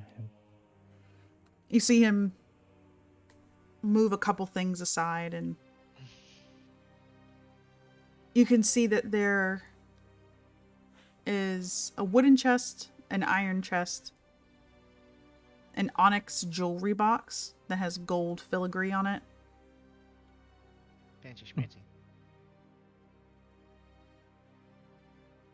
and he calls over the other man that you saw with him. Hmm. This is my brother Arigal. One moment, and you see the two of them pull off a key from around their necks each, and they both open up one of the two chests. And in the wooden chest, you see that there's a lot of electrum pieces inside. And the iron chest, you see that there's gold pieces inside. Mentally, Arthos is going to reach out to Wilhelm and just tell him, instead of gold, why don't you ask about Nikita? Clearly, they've been a lot of places all over Barovia. Information could be worth more. That's actually what I was thinking of, especially after the offering earlier.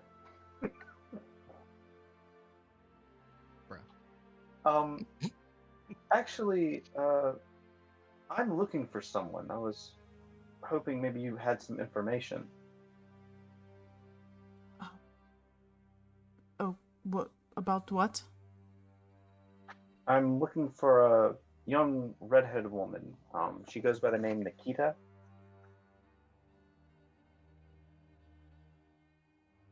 And Oh, shit.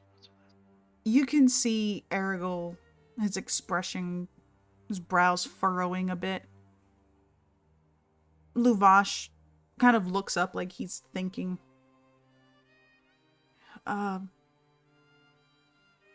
Very skinny, yes?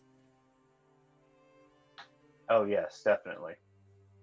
She's, she likes to argue? That sounds about right. He says that. Wilhelm smiles, remembers, and sighs. Yes, that's very much. She loves to argue, especially with anybody with any sense of power over her. She has to argue with them constantly. You know, it's not nice to talk about people like that, Wilhelm.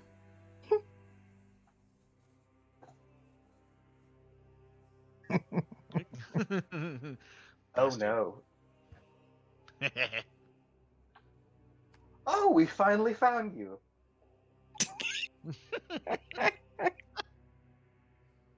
I've been looking everywhere.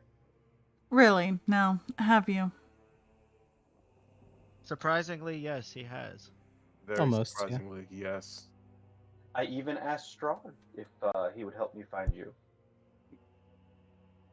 If we're being Yeah. honest, if it wasn't for you here, he probably would have left me in love here. That's true. Especially after she basically turned into her mother. That is probably one of the most disturbing things I've ever seen. Mm. I'm sorry, who turned into whose mother? That's a long story. And he's just gonna look at Isa to see if Isa's wanting to say anything or not. Yeah, he's keeping quiet. Like he does not want to have a conversation about that right now. Simply put, love is her mother's doppelganger. And for some odd reason, aged very rapidly in the past few days. In a matter of hours, in one day, really. But how have you been?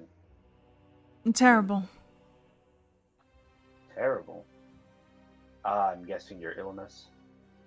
Yes, I've had to take care of it myself. And when she says that, you can see that she does have a few scars on her arm. Oof. But nothing that looks infected or anything, right? No, it doesn't look infected. I think you handled this much better than when you were much younger and did this to try to stave off your sickness. At least the scars are in a straight line.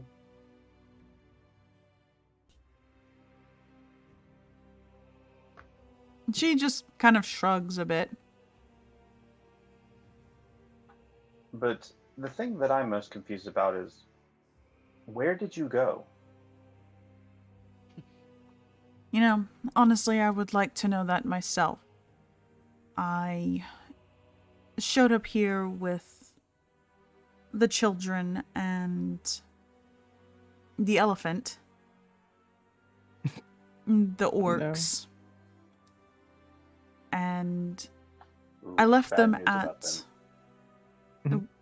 What happened to them? Nothing good.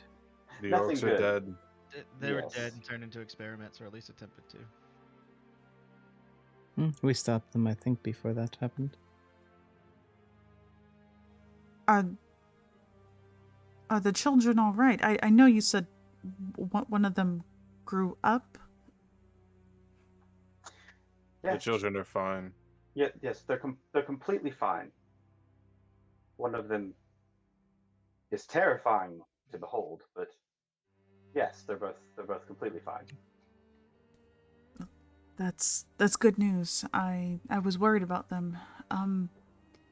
But I had gone to search for help. I left them in one of the camps outside of the fog. And I don't know what happened. I walked into the fog and I was in a town. It was very dreadful.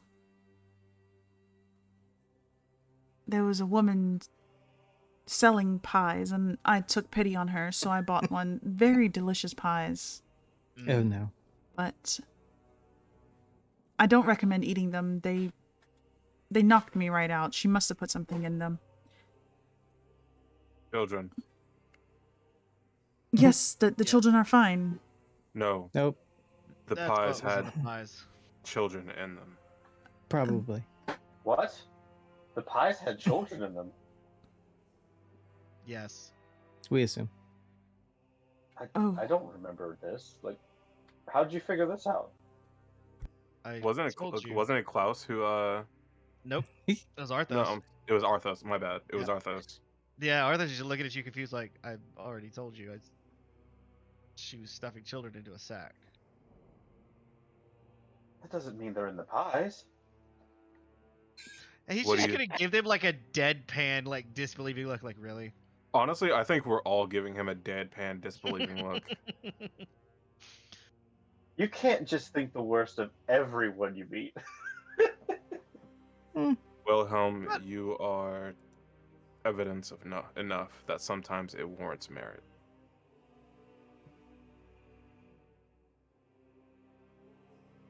Wilhelm looks so offended right now. I do. I'm such a good person. Well, So- Nikita, I'm glad that we found you safe and sound. Now that you're here, maybe we can escape this hellish place. I've tried. Where's the deal, Strahd? I've tried several times, and either something attacked me in the fog and I was driven back, or I would run through the fog and end up running back out of it in the same spot.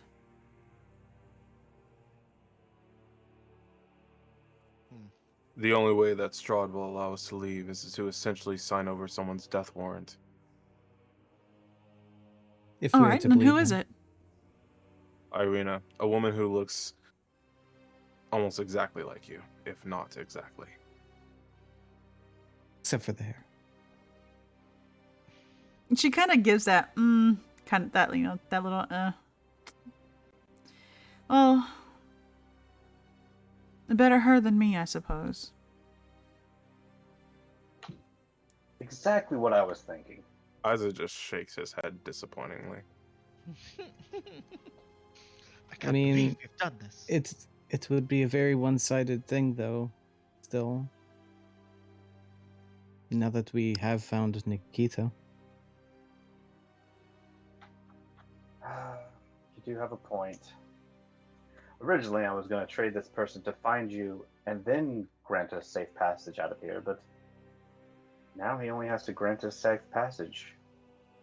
Is that really worth the girl's life? Do you hold lives of other people so little?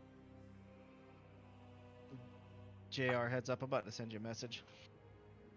It's pertaining to this. Well, as with all things in life, you need to weigh the cost and risk, and I think We the also- Go ahead. benefits outweigh the cost and risks of this. We also have to realize he's not likely to stop going after her just because of being in Valaki. As we saw, his others can get into the city. He can get into it just fine. He brought us the once. So he is going to want to go after her regardless. How many others must die for her? Who's to say that all his antics won't stop even when he has her? Oh, I don't doubt that either. Do you propose that we try to stop him instead? Then how do we leave?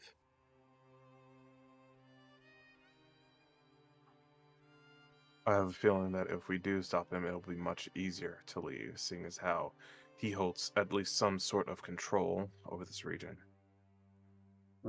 This is true. Are you willing to be trapped here for that? Yes, I am, because I have a certain system of morals that I'd like to adhere to. So you're saying that you're willing to trap your daughter here for your morals? What the fuck do you think you're getting at? No, I think I have a valid point. You would choose a stranger over your loved ones. That's a very confusing train of thought. Can you explain that to me? I am not about to entertain you right now, Wilhelm. Oh, this is not entertainment. This is You know exactly what the fuck I meant. this is counseling. I don't give a damn for your counseling, thank you.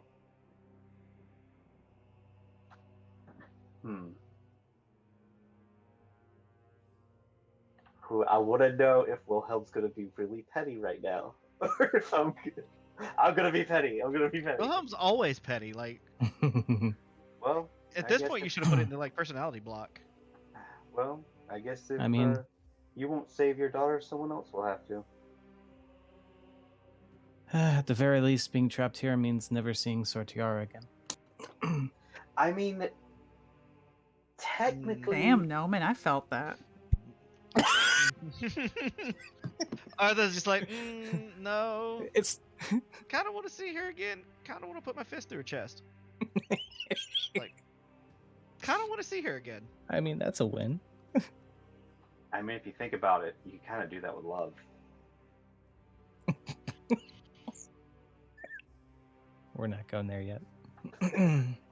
That's just Well, just because You- she looks like it doesn't mean it's the same woman.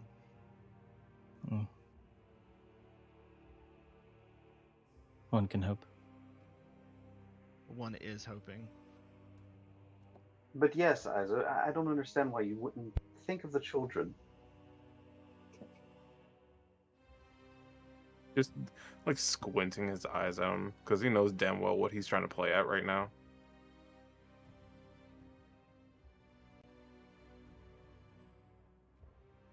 I will let you in a little secret. The mic was off and I hear JR giggling. Huh? Oh, you cut You off. hear JR cackling, don't you? Yes. I do it. At the same time that this is my least favorite character, it is also my favorite character. I don't like the things he does, but at the same time, man, they bring up some great shenanigans. Well, They're in the pot. since Nikita was here, anyways, he's gonna go and look at the chests. I was wondering what's in this chest over here, this bejeweled onyx one. You see that Luvash looks over at it. You notice it's not a chest, it's a jewelry box. And he opens it, and you see that there are 6 pieces of jewelry. You see 3 rings, 2 bracelets, and 1 necklace.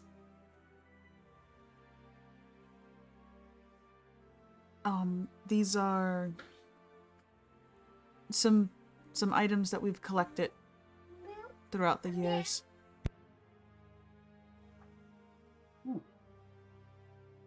They all seem to be of quite good make. With my magic elf eyes, do There they it look is. magical? I was waiting on it. No, none of them look magical. Oh. Do any of them look valuable? Ooh. By his standards. With his magic greedy eyes. Yeah, With with your my magic magic- greedy eyes. With my If this magic was merchant Pathfinder, I would have you roll something specific for that. Let's see. What would appraisal be? I mean, I'm a merchant. Technically would fall under investigation, wouldn't it? Maybe. Yeah. I Because you're guess. trying to study it and you're really trying to figure something out about it. Yeah, you can do that at advantage, please. Investigation at advantage. Also, and I just want to say this forward because I feel like there's going to be a lot more tension move forward. I love you, JR, as a person. I really do. I just want to make sure that is solidified.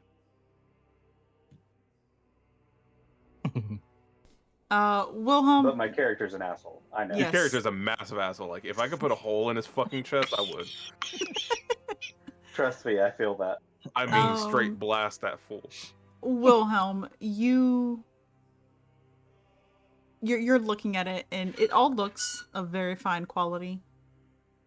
You're not entirely sure how valuable Vistani jewelry would be,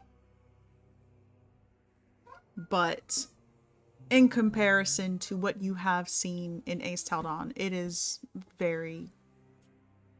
You feel like it would sell for a high value.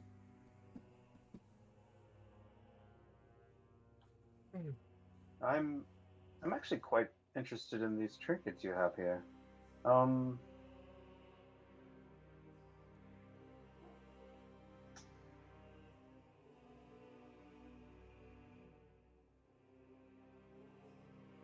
Is what color stones does the necklaces have? The one necklace has a red stone. Oh yeah. I'm gonna take that. I will not snatch it, but I'm actually I would love to have this piece here. And you see Luvash kind of look at it and then look back at you, and he nods. as you pull it out of the box, you hear something else kind of like clink in the box as well. It had a little bit more weight than the jewelry would have.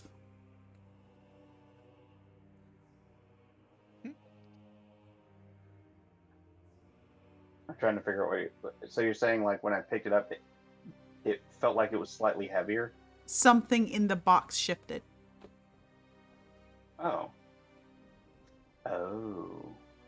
And made a clink. Can I look into the box to see what might have made that noise? Yeah. So you push aside the rest of the jewelry, and you actually see a small crystal vial. It's unlabeled.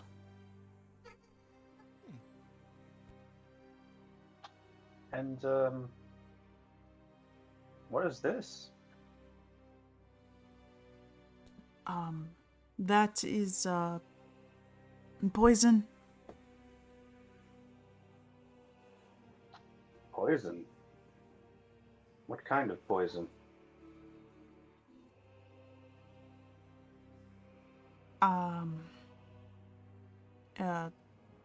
Just regular poison.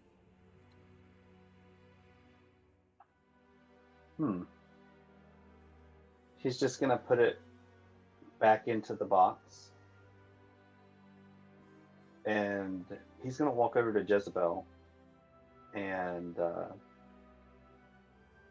basically present it to her. Be like, would you care to wear this, love? I think it would suit you quite nicely. You didn't even have an opportunity to say this, as she just kind of snatches it. Yoink. Would you? There it goes. Would you? Yeah.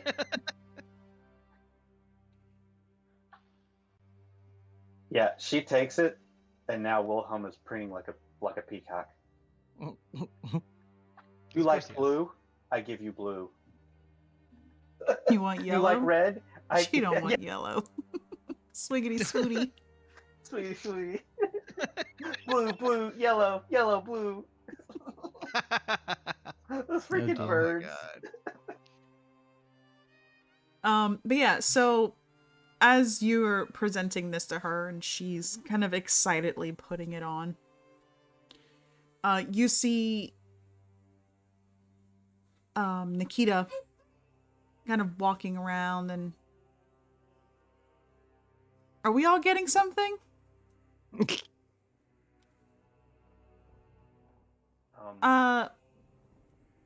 Lord Wilhelm, can I have this rug? And you see, it's like a 10-foot. I love her. It's a 10-foot square rug. Like it's not big. But you see that it has a very, very beautiful motif of a unicorn. Oh my god, I forgot that. That's funny. She has girly moments. I'm just going to raise an eyebrow at Lavash. Just be like, Are those just gonna like raise both hands up? You know, kind of like the was it me, and just kind of back up like I'm good as long as your daughter's alive. I'm good.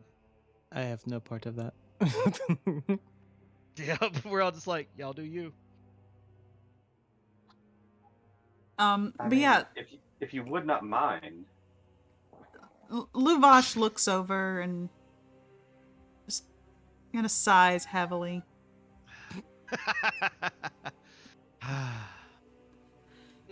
Okay, yeah, yes, that's fine. Take it. women, they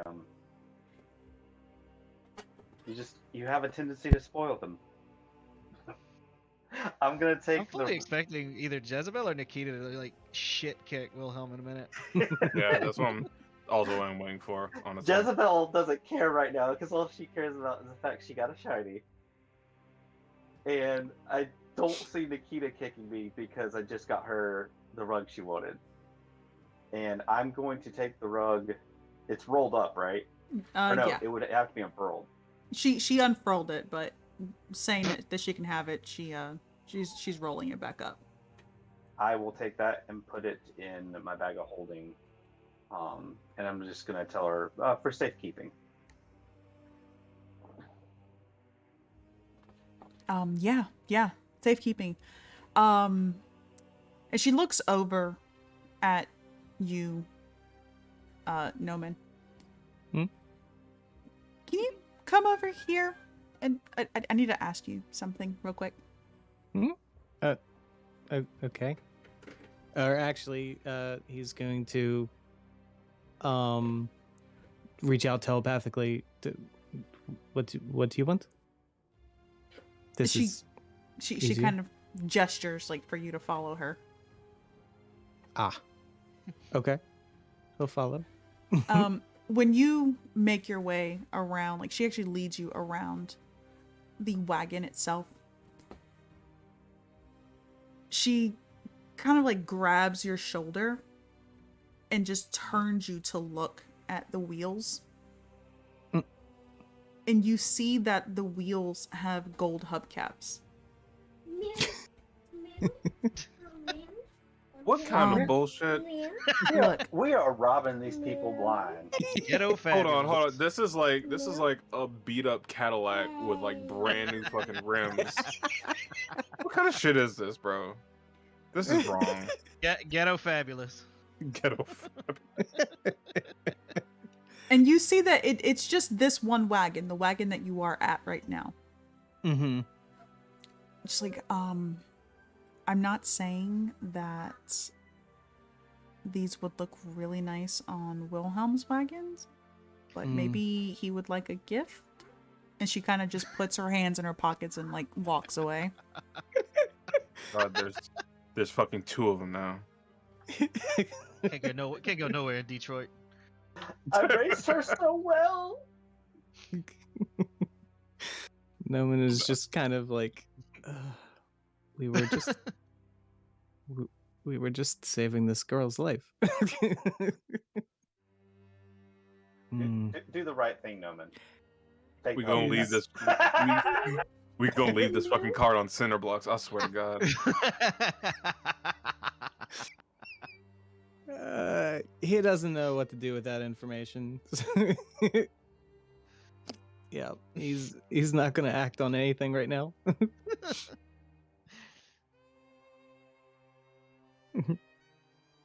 But definitely has a fuller understanding of Nikita now, I think. Oh no, you've always had an understanding of Nikita because you've always had an understanding of Wilhelm.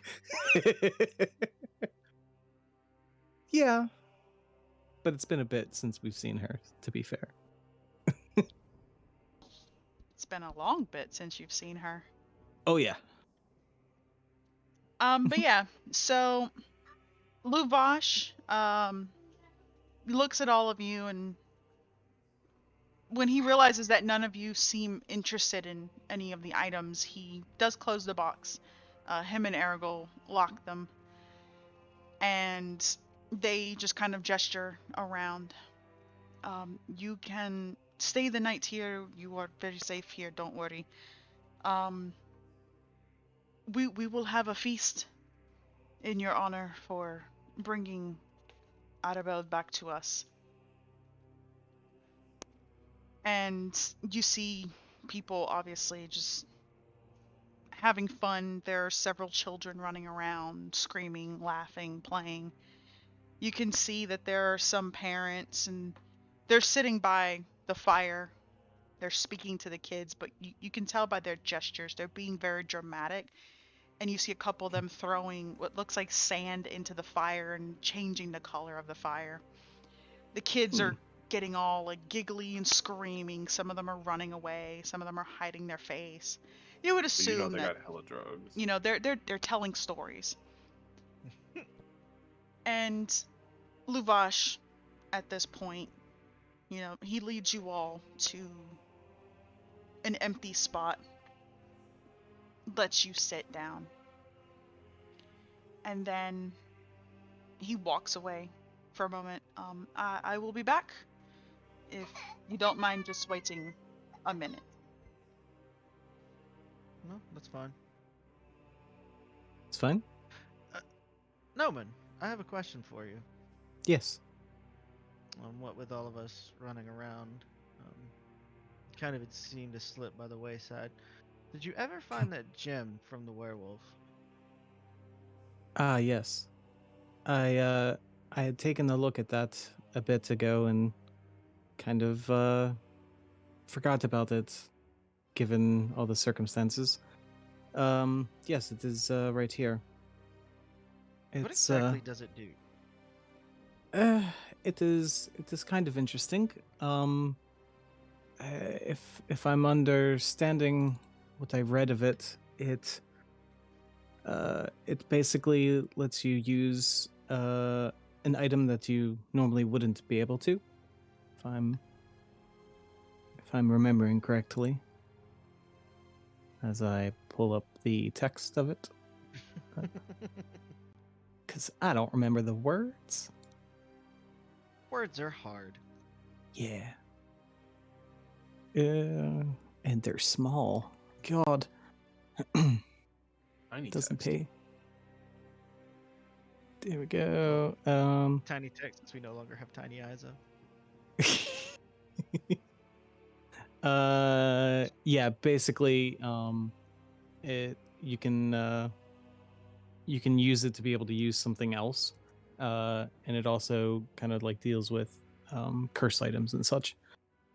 So it has some properties to deal with other items and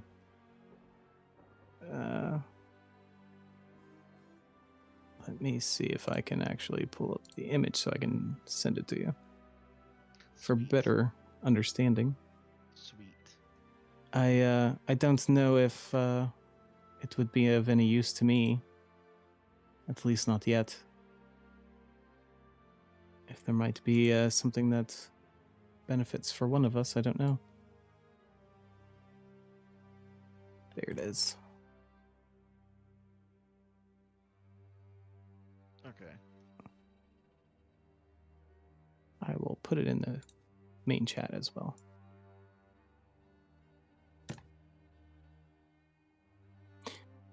It is a very interesting item, though.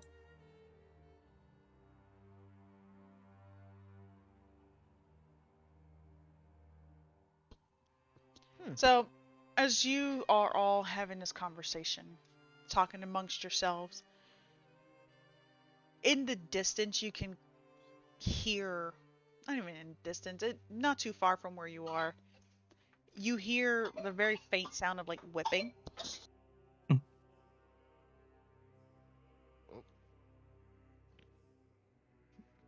I didn't know it already gotten to that time of night. Wait a second. Check, please.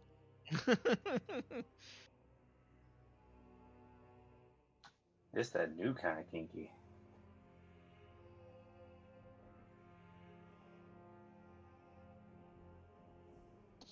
But yeah, you can hear the sound of whipping.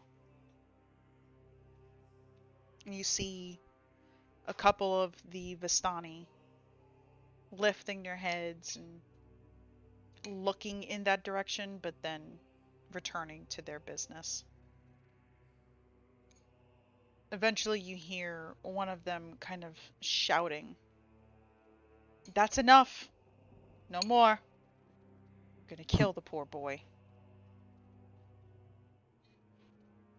The hell? And all What of was us hear that? that? And all of us hear that? Yeah. Yeah, I want to figure out what the fuck's going on there. It's Isa's turn. So, Wait, what? Hold on. Eyes That's are- not what I meant. Eyes Y'all are- That's nasty. not are- what I meant either. Are I you hate making y'all. your way over there? Sure. Alright, so you head over in that direction, and you Nothing can is what you see expected. that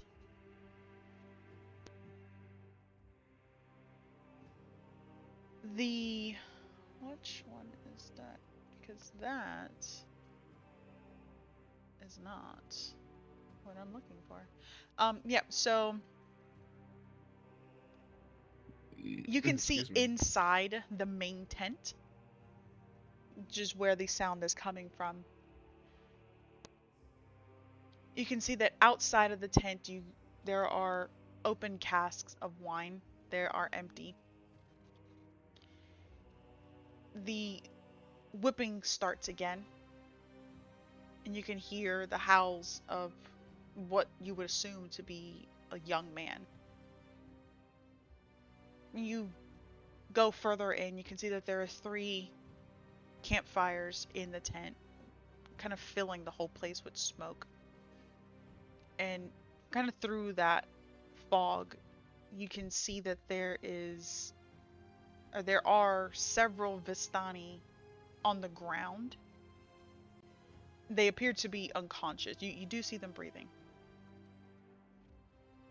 You see in the central pole that holds up the tent a bloodied young man, shirtless, bound to the pole, his arms wrapped around it. His back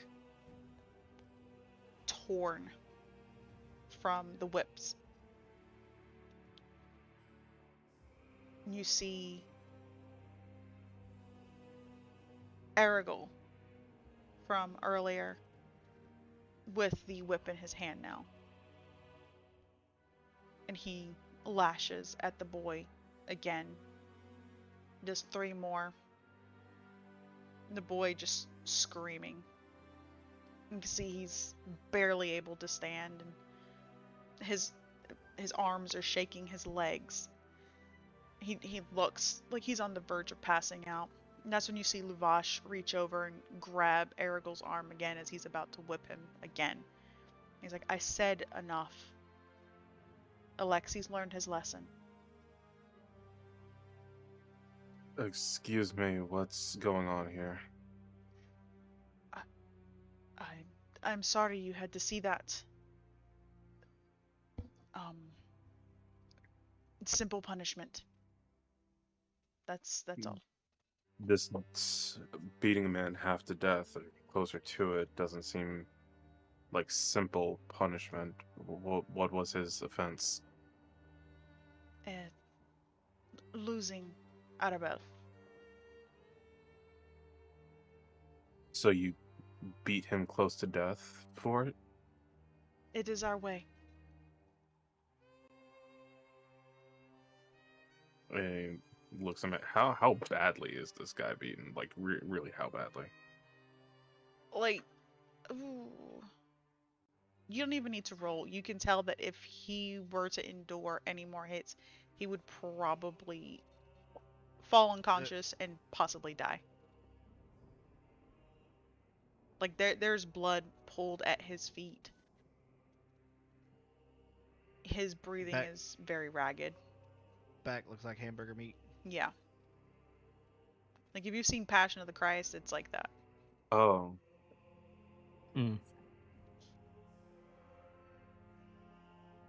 Well, I am sorry that we are intruding upon your way of things, but I would say the most important thing is that Arabelle is now safe here with you all, and I think this man has endured quite enough.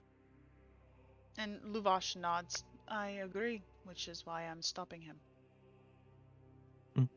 If you'll allow me, I can help tend to his wounds. And Aragorn kind of sneers. Not at you, but just in general, and pulls his arm away from Luvash. Makes his way out, and Luvash nods. You're welcome to, if you want. And he kind of gestures around the room. There are others here. We have supplies to help. Wait, thank you. All I will need is a towel, bucket of water if you have it. If not, I'll work with what you have. I have a bit of medical supplies on me. And he nods. I will get the women on it. And he leaves.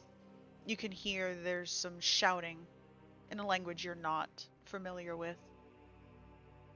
And it doesn't take long before you see a couple women coming in. There's about 5 women coming in. 3 of them have just regular buckets of water, and one of them is carrying cloth, and another one is carrying hot water. And they look around the room and see the unconscious men. You see a couple of them trying to hold back tears.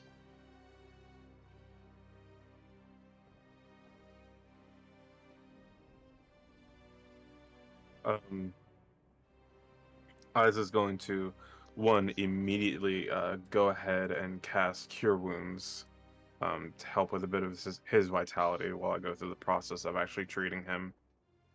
Oh shit, that's not what I meant to do. The repeating attack. I think that guy already did that once. Mm-hmm. Oh, nice. So yeah, he'll immediately get back 12 hit points, and then I will get him one on level ground to lay down and start to treat at the wounds that seem the most detrimental and work my way down to the less severe wounds. Okay. Yeah, so you can see that the wounds on his back are quite possibly the worst ones. They are deep, kind of wiping over them. You're able to get at least to your second knuckle. Like in. And Okay. he's kind of wincing and just, let me die. Let me die. Why do you want to die so badly? What's it matter to you? Just let me die. Well, just answer a curious inquiry for me.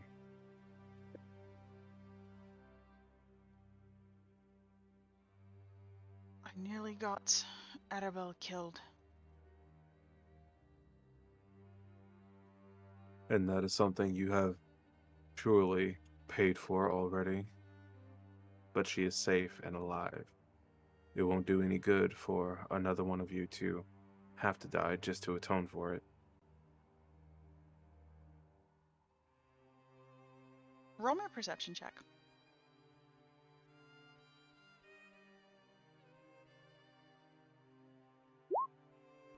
That was supposed to be a 14. The voice that you're hearing sounds somewhat familiar. Oh. How familiar are we talking? Roll history. Jeez. Damn! What the That's hell? that's a number. That's a big number. Like the Burgermaster's home familiar. This is the kid who had the fucking ring, isn't it? Mm-hmm. Your driver. It's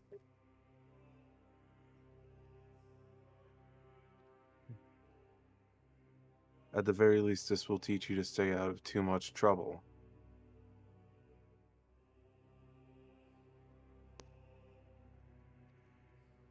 This isn't the first time it's happened. If I live, it won't be the last. And what makes you say that? You think this is the first time I've gotten my ass beaten like this? I can tell from the deep scar tissue that hasn't been disturbed too much. You're definitely used to taking a beating. I'll be fine in a couple days and be right back out there causing trouble. Well, there's no point in any of it if you don't learn from your mistakes. I'm Vistani. We don't learn. We just could carry on. Well, there's a difference between learning and adapting, and I think either of those would be good in your case.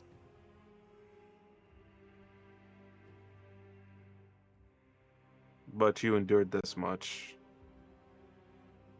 because you lost a little girl, and can I tell, like, he's actually upset that he lost her? Roll perception. No. Insight. Sorry, insight. Yeah, you can tell that he feels a little guilty about losing her. You have What good enough about heart to want to endure all this because of a mistake that you made. That is where a path of learning begins. Trust me, I've made plenty of mistakes to get to where I am now.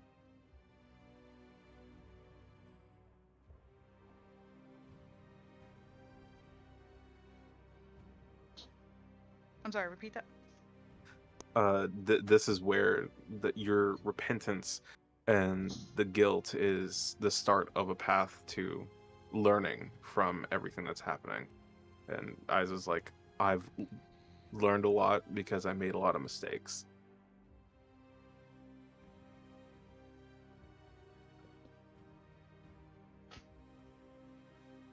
You know, you have a lot of faith when you're in a place like this.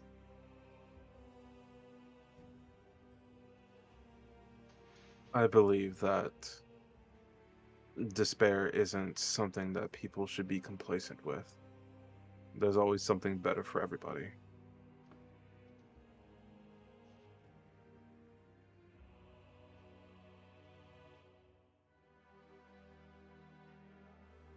Not here in Barovia.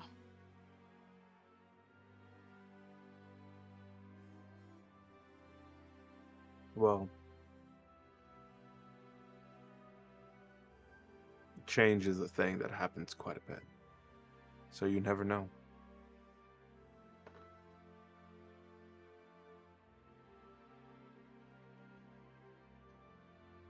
And he kind of gives a very weak nod.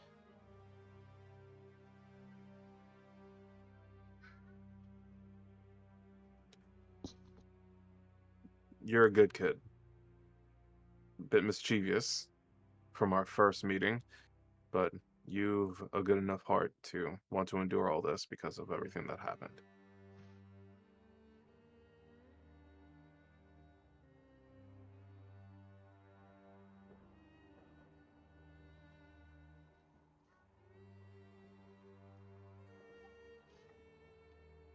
I should tell you.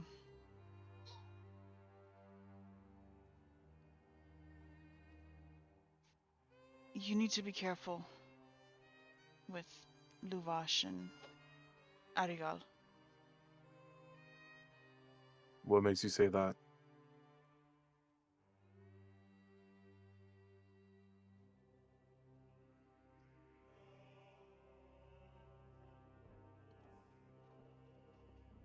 There are some Vistani who are still loyal to our lord.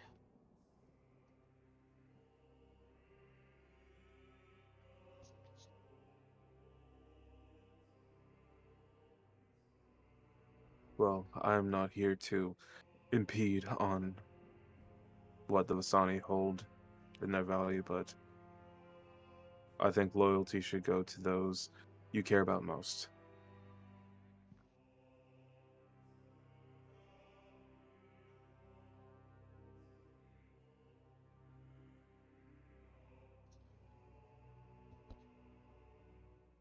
It's not about who they're loyal to. It's what they're willing to do. Yes, we've seen quite a bit in the ways of how far people will go for their loyalty of Strahd.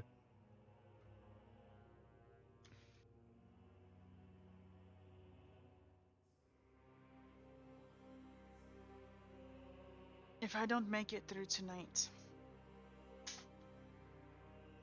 check in my caravan.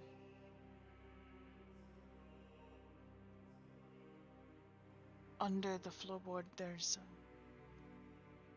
a bag with 100 gold.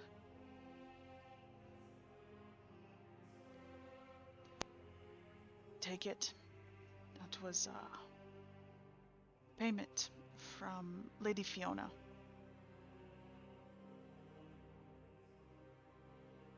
To sneak into the burgomaster's house. to kill you after the dinner. And it's at this point you now remember when you stepped outside and you saw somebody riding past you on a horse.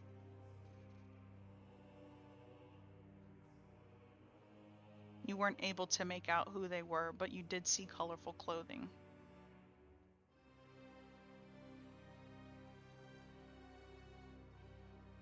Okay. Well, all things willing, after I get you patched up, you'll make it through the night just fine.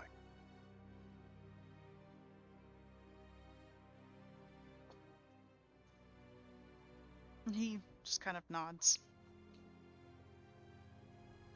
Yeah, he'll finish getting him fully cleaned up, bandaged up, and everything.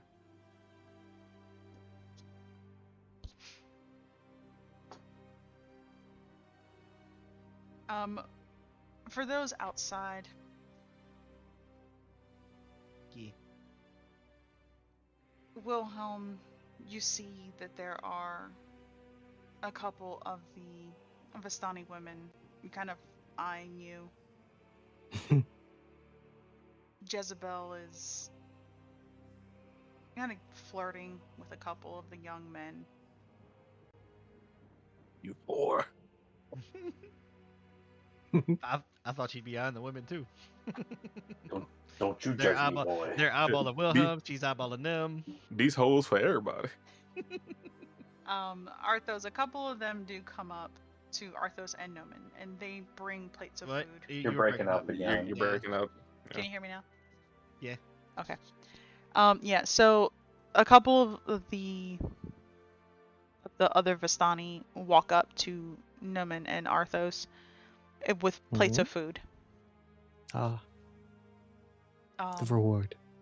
you know, they're handing it over, and you know, they're grabbing your hands and kissing them, thanking you for bringing Arabelle back. You see Arabelle laying on the hammock, one of her legs kind of hanging down, and it's like rocking. She's playing with the doll. These people are so annoying.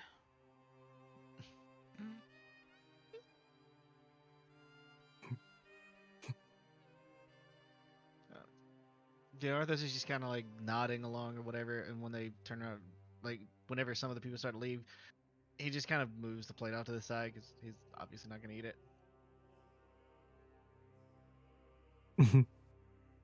I mean, I can take that if you don't. That was my assumption. Yeah. I'm just gonna be gaining some weight. You said her name Eating is. so well. You I said was her name gonna is get the Aravel? freshman 15 by the time he gets back to Ace on.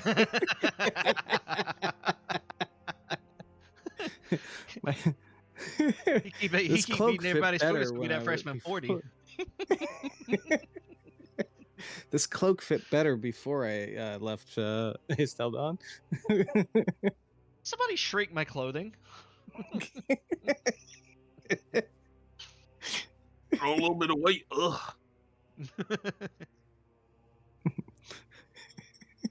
So eventually, everything starts to die down. You see the Vistani making their way over to their individual wagons. Mhm. You see a couple of them are lingering around the fire. They're still talking, and most of the children have gone to bed at this point. Jezebel has disappeared. You're not sure which caravan she's gone into, but you saw her walking in the direction of one of them. I feel really bad for whoever that is. As the sun starts to set, you do notice that the cloaked figures that were in the houses below are making their way up to the to the fire now.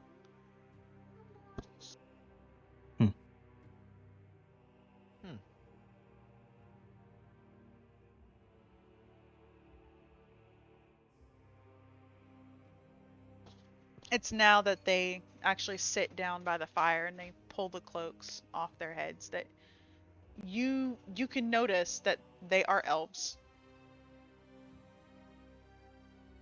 Their skin a dusty gray color. They look over at the two of you and kind of nod. Are these pretty much the first elves that we've seen since we've been here, aside from the ones that traveled with us? Yes. Okay. Greetings.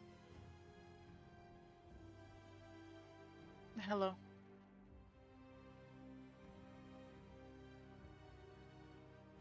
And does it seem like they weren't allowed to be up here until now, or just that? No, that it just seems like they just left when you guys arrived and are now returning. Okay. Okay. Hmm. He's gonna How look to at one of approach the elves, just this? kind of like gesture to the ears and are you traveling with the Vistani? I do believe you're the first elven kind we've seen here, aside from those that traveled with us. No, we don't travel with the Vistani. We live here in the houses down there. Ah, How did you happen to come across Barovia? Have you always been here? We have been here for some time.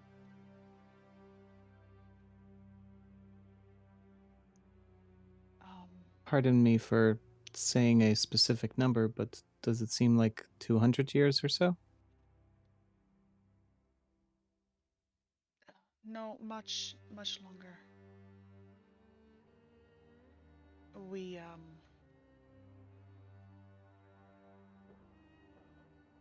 We've been here for as long as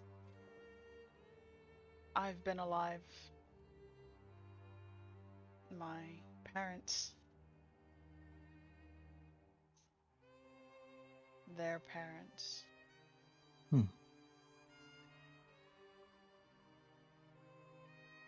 But what's all that's left is us now, and he gestures to himself and the other two, and then kind of like does a sweeping motion as if there are others around, but you cannot see them. We happened upon a gentleman by the name of Erowin. Yeah, I believe. He'd been through some unfortunate time for quite a while, so thought he might be one of you, or your group.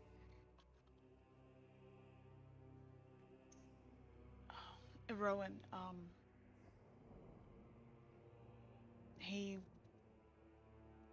he's not part of ours, but we know of him.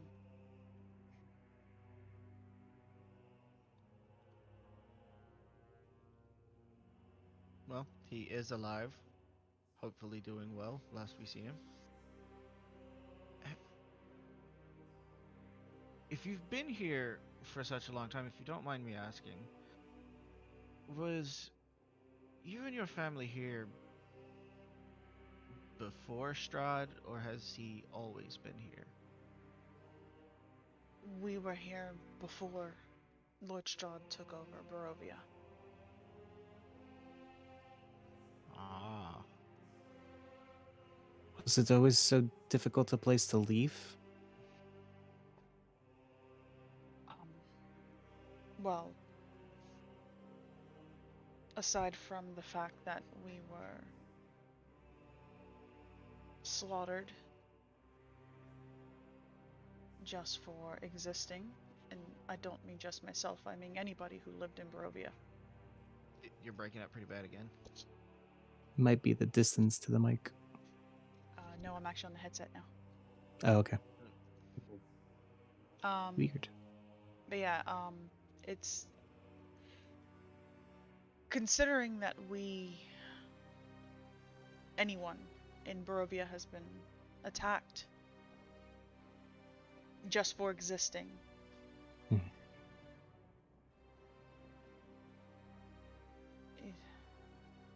When Lord Strahd came and took over Barovia, it was a good change. For a while.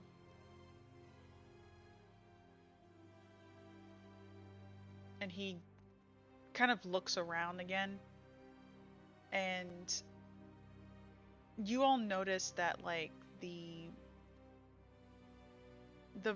Vistani who are kind of lingering, they have stopped what they're doing and they kind of appear to be idly doing tasks. But it's easy to tell that they're like they're listening. Mm-hmm. Yeah, Arthos is gonna just kind of side eye some of the Vistani and look back at the Alpha. Just give him that knowing look that he knows that they're listening. So if he doesn't want to say anything or if he wants to go somewhere else. He nods in understanding and gets up. You see him grab some food and put it on a plate, and he makes his way back down the hill. The other elves follow suit. As he's heading down, he does gesture for you all to Okay. follow. Yeah, Arthos will get up and follow him. Yeah. Just gonna leave the. Well, I don't know. Arthos will probably take the plate of food with him because if he can't eat it, at least they might be able to. And it looks like they're having dinner together instead of gossip. You're just a slow eater, is all. I'm just a slow picky eater. Like that's it. So you all make your way down. Isa, at this point, you would have been finishing up with Alexei and the others. As Okay. you were making your way out, you would have seen them heading down. You don't see Wilhelm or Jezebel. Mm-hmm. Just Shocking. lets out a sigh, but he'll follow behind the rest of them. I was gonna say if Arthos noticed for him, he just like give him that head nod and tell him to follow along. So the three of you follow the three elves down the hill to one of the houses, and he opens the door, lets you step in, and it's a very,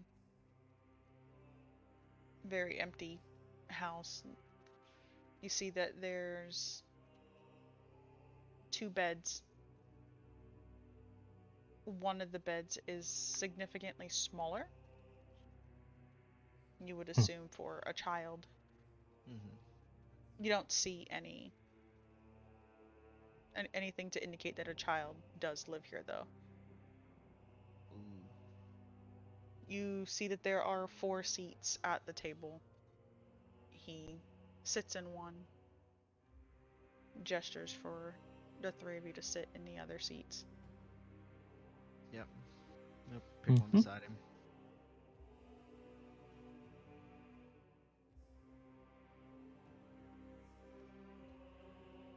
We can't talk freely out there. Not on the hill. I had that feeling.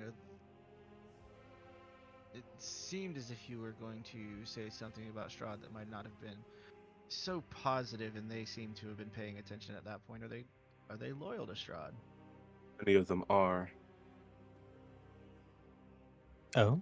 Specifically, what were the 2 names? Of the Lavash. other, Lavash and Lavash and Aragol. Aragol. Aragol. Yeah. Specifically Lavash and Aragol, at least. Then we know how Strahd expected to have Nikita. Can't be a coincidence that she was here.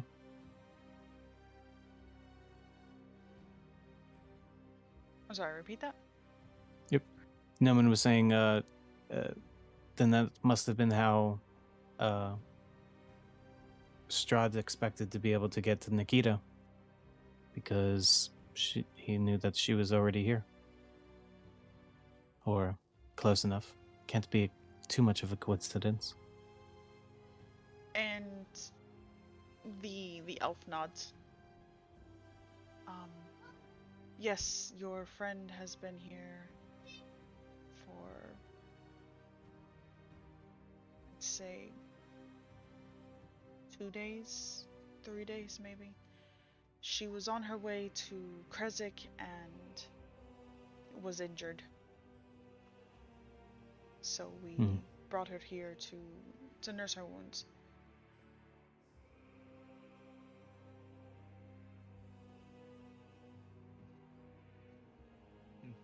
How did she get injured? There were things chasing her, she said. I didn't see them myself. Ah. Hmm.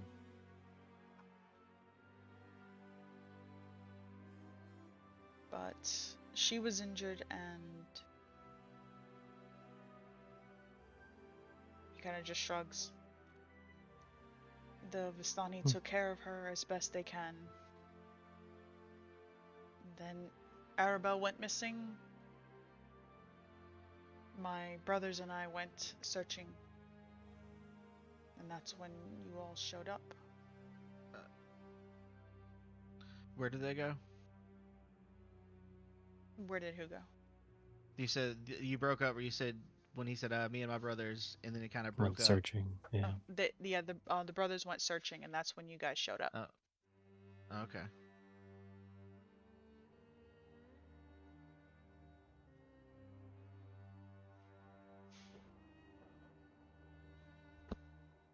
So, back to our initial conversation. You've been here since Strahd got here, and initially you said it was fine, but something changed. Yes, I have been here for over 400 years. You're breaking up really bad again. Dang, really? Yeah, Yeah, it's it's been weird. happening a lot. Yeah. Do you have noise reduction on? Hold That on, might be let me why. check.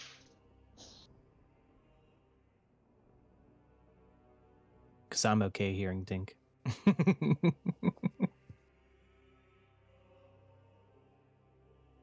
Yeah, I'm cool with it. Alright, can you hear me now? So far? Yeah, so Okay. far. Okay. I did not have it on, so we'll figure it out.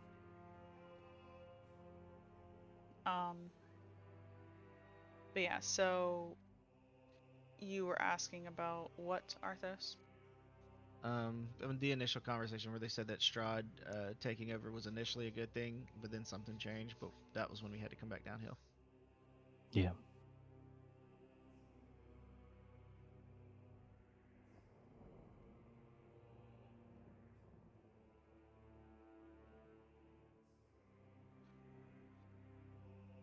You said what?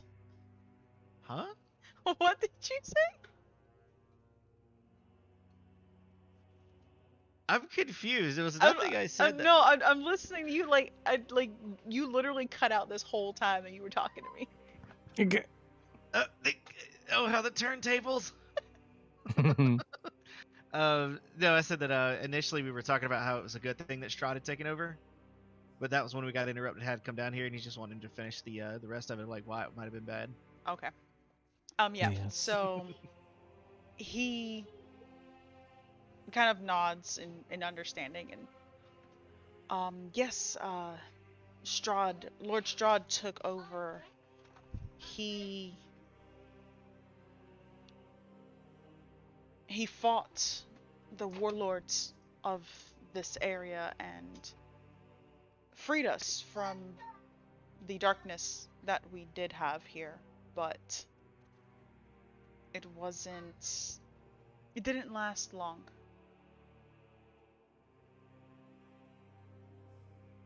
It seems that even Strahd was corrupted by whatever darkness plagued this land before him.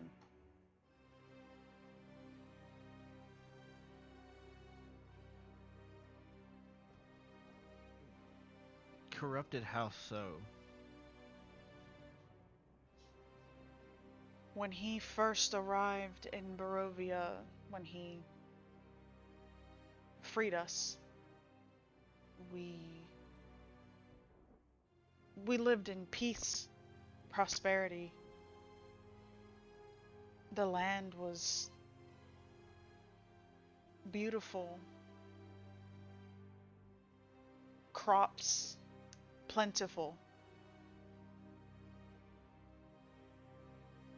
And then one day, a darkness seemed to take hold of the land, and the sun was hidden behind clouds, and the soil itself could barely grow anything. People were hungry and starving and dying. Of course, we asked for Lord Strahd to save us again, and he turned his back on us.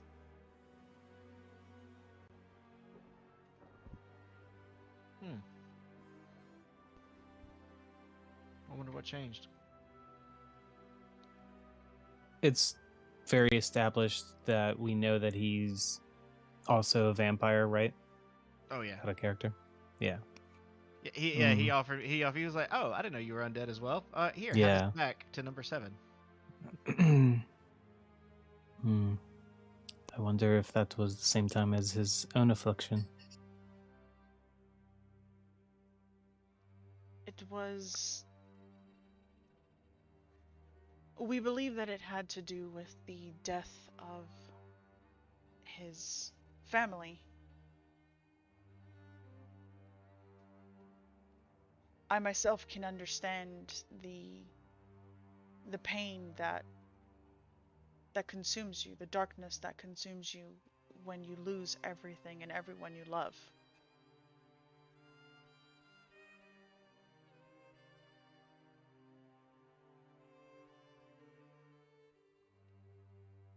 His beloved, she passed on the day of her wedding. His brother, the groom, slain.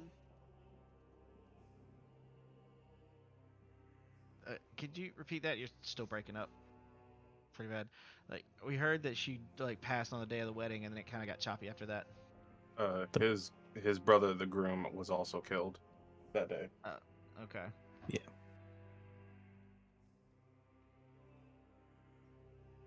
Mm-hmm.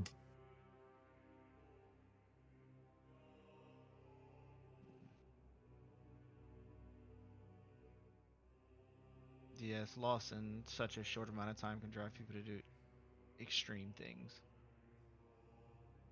Hmm.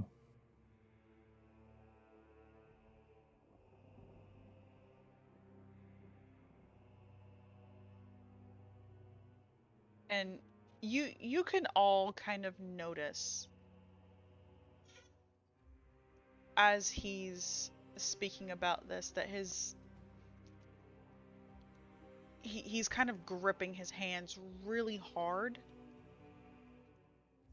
to the point that like his dark skin kind of like at the knuckles gets just a little bit darker.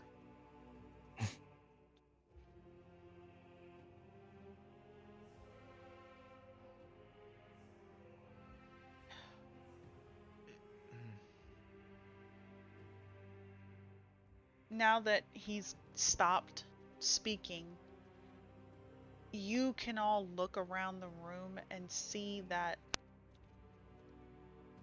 it's very well decorated.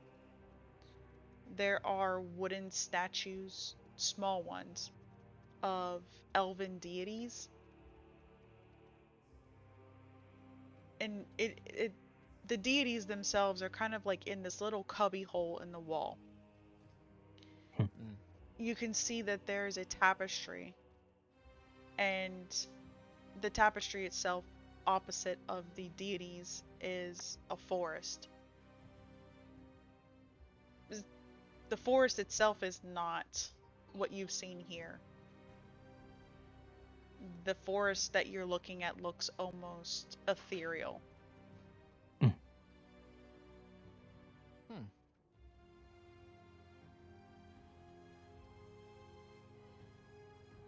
Yeah, since it seems like the conversation that we were currently having is potentially something that's very personal, once he's done speaking and it gets silent for a few moments, Arthas is going to call attention to the tapestry. Um, it's a very unusual painting of a forest. If you don't mind me asking, just what is this of? Um, the Feywild. Hmm. Is that where you're originally from? No. Um, I am from. I am from here. Feywild is an equally beautiful, terrifying, and chaotic place, at least from what old books say. It is.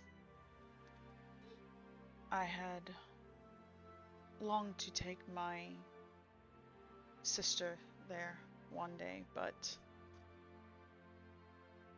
that will not come to pass. Mm.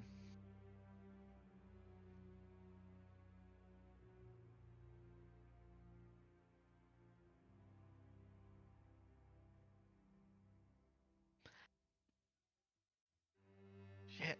Conversations got awkward again. Fuck. He looks at all of you, and it is not in my nature to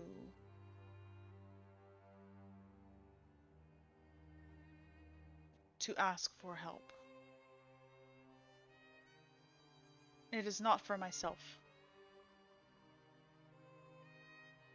It is for others who need help.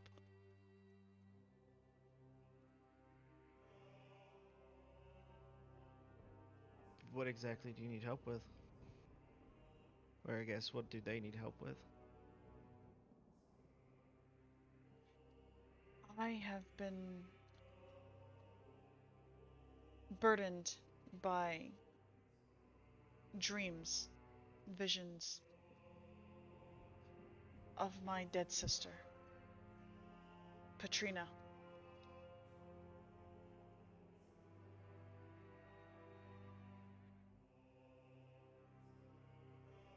I.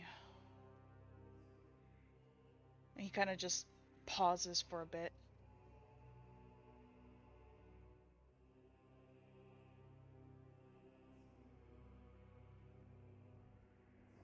I. And he pauses again and then reaches for you, Noman. Mm. Grabs your hand. Do you have it? I feel it near. Have what? The book.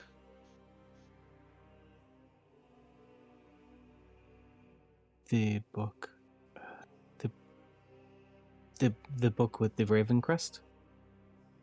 Yes. What about it? I found it in the burgomaster's house, but it is locked. And that's when he looks over to Isa. I'm sure your wizard can help you unlock it. Is he talking about the four tomes that we found in? No, Okay. Noman has No, a this book. is yeah. Oh, okay. He'll pull out of the bag Yeah, it's a tome that has one of the little key locks coming over, if I remember, and it has the raven's crest on the top of it. Mm-hmm. It has Strahd's crest Found on this in the burgomaster's attic space, and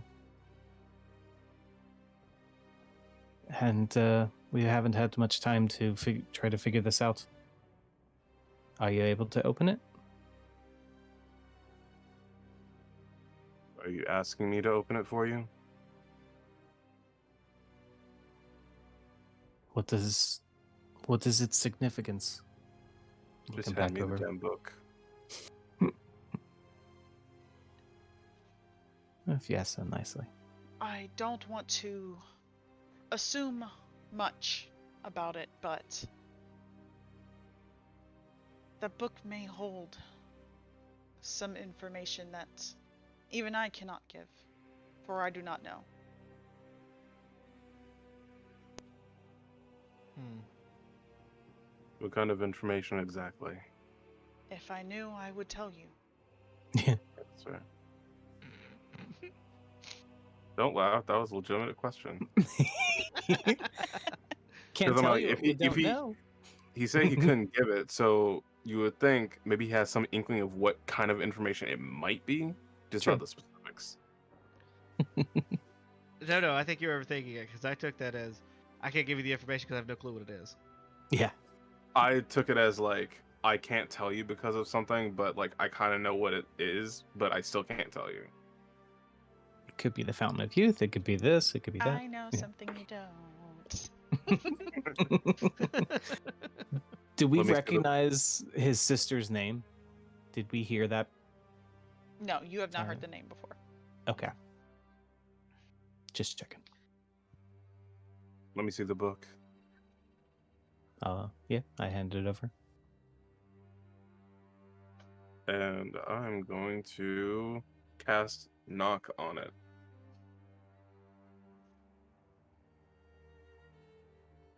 Okay.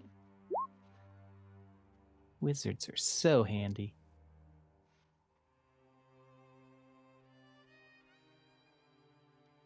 Get all those spells. You can afford a spell like that. I mean, I can punch real good. I can rip lock open. I was gonna say if he can't do it, I mean, I'm fairly sure Arthur's can do it with brute force.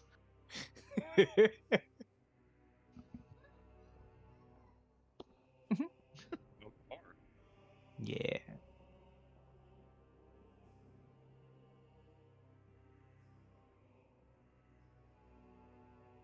As Noman hands over the book and Isaac casts knock, Arthos is gonna look back to the elf and ask him, "Would that book tell us what kind of help would be required?" That you may be specifically asking about.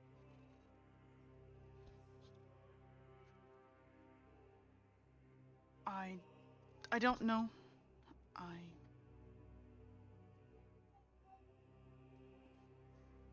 All I know is that book may be important.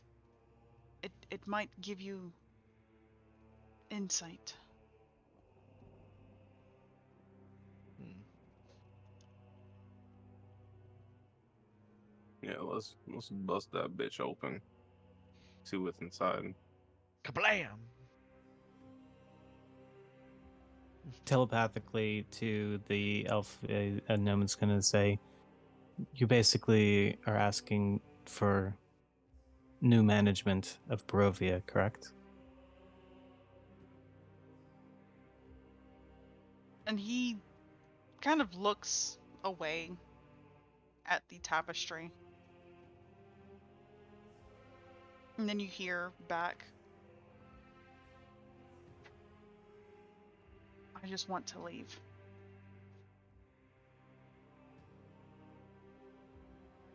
So do we. You can't hear that. I was gonna say, it's was Oh, just that I'm sorry. I telepathic. didn't. Oh, my bad. I didn't realize it was telepathic.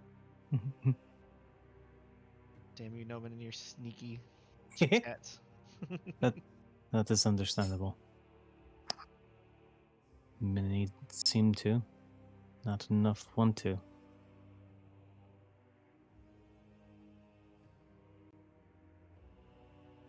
Then I'll switch back to out loud. So, what can we glean from this book? So, you cast knock on the book, and you see that the lock itself opens. Okay.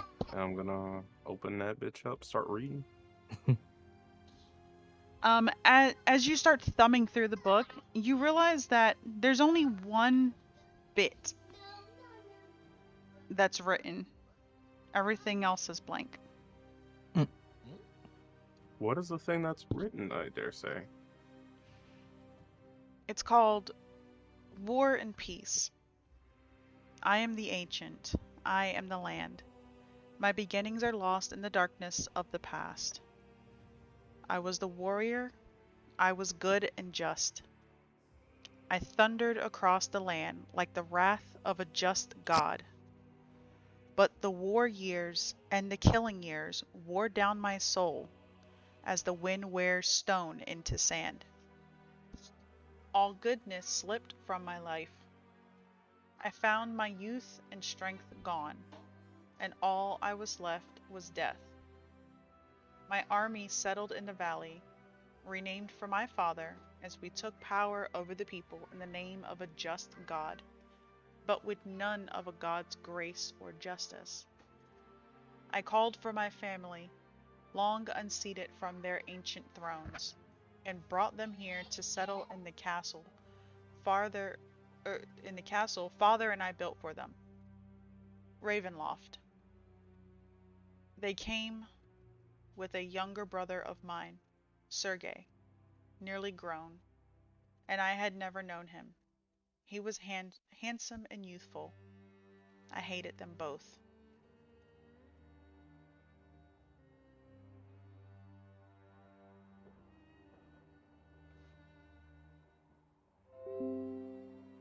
Damn, that took a turn at the end. You're handsome and beautiful. I hated them both. I wasn't expecting that.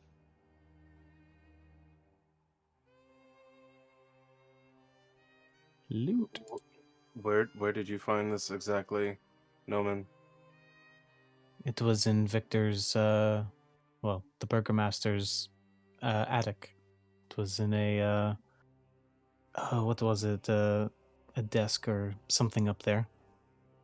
I actually wanted to check back up there for any other things after things happened. But then Lady Watcher's house, Strahd's castle. There might be other things, other answers up there. These are the machinations of a person in power, possibly Strahd himself.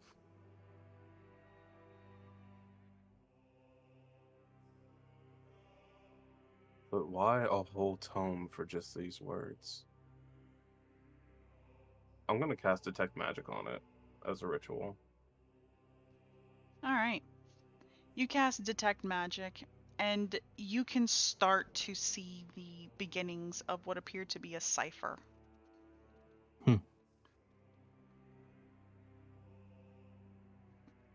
It's Point in one the for words Alan. themselves.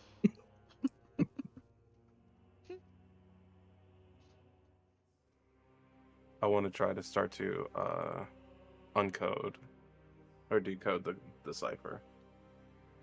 Okay, can you roll me an Arcana and an Investigation, please? Arcana and investigation. Oh shit. Arcana and investigation. Ooh, baby, Wow. let's motherfucking go! So we're looking at a 21 and a nat 20 with a 29.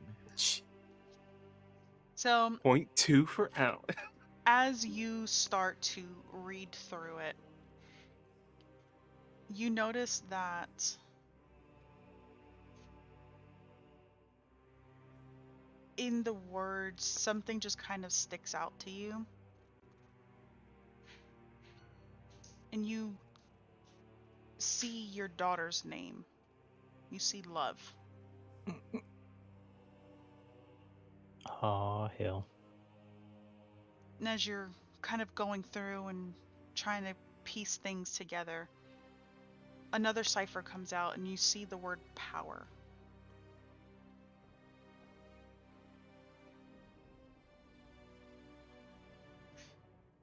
And then you see the words war and peace.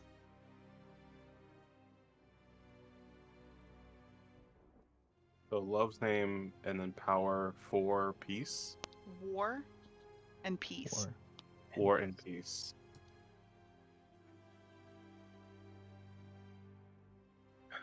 Always some bullshit.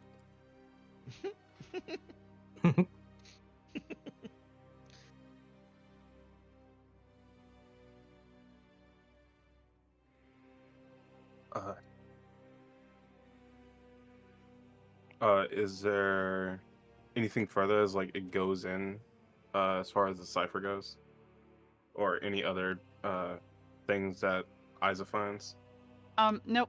You go through now as you're flipping through the pages, and you see that it says Chapter 1, War. Chapter 2, Peace. Chapter 3, Love. Chapter 4, Power.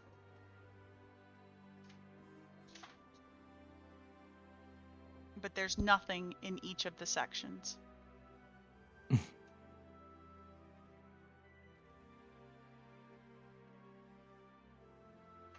Oh God, Love said something about fucking power when we were back at the estate. Fuck me.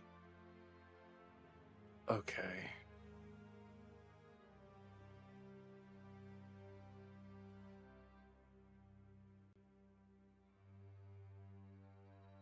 War, peace, love, and power. And Isaac's going to go and get his journal and kind of write down the keywords of the cipher before he closes the book.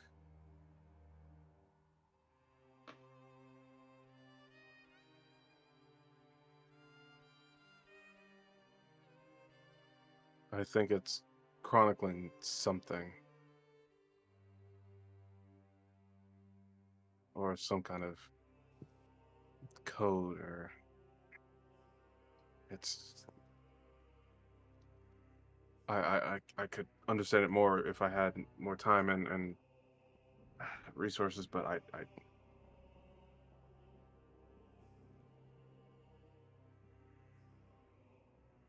Hmm. And you see the elf nodding.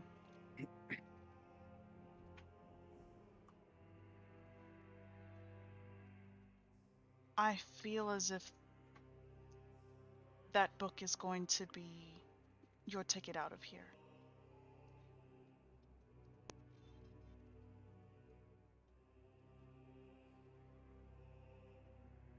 Whatever's locked in those pages must be hidden for a reason.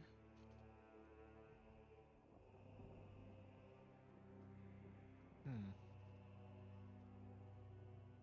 Perhaps we have some research to do.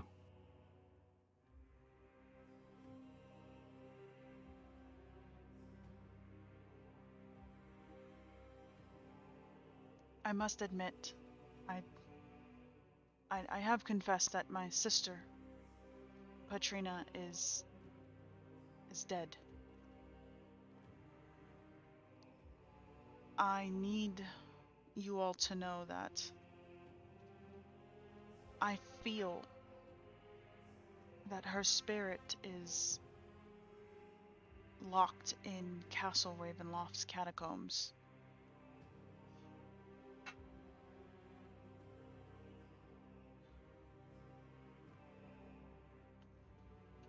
and you want us to free her from it. DM question outside of or out of character. I mean, didn't Strahd say the name of who Irina and Nikita looked like? Yes, he did. What was that name? Tatiana. Tatiana? Mm, Okay. that's right. That's right.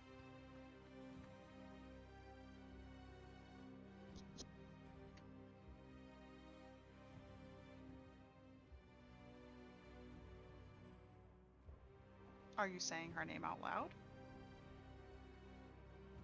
No, that was just out of a character question because he kept saying like Katrina, and for some reason I feel like I've heard that name somewhere. I thought that's where I heard it from. Yeah, that's what I had thought, but no.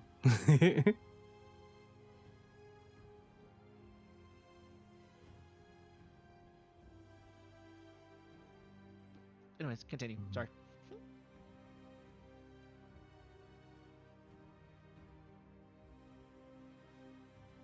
There we go.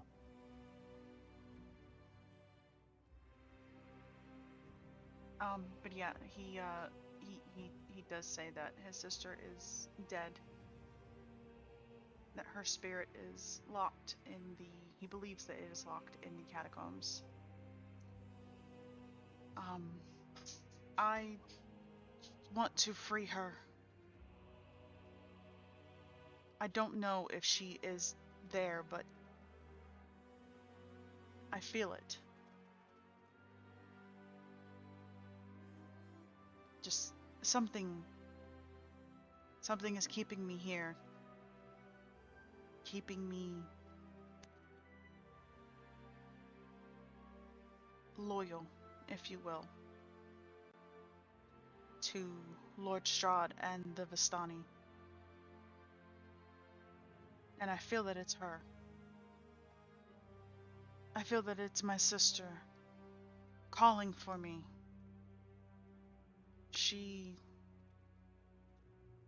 She's committed many sins.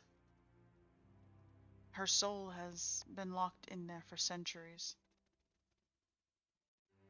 I feel as if it's been enough time, she's repented for it.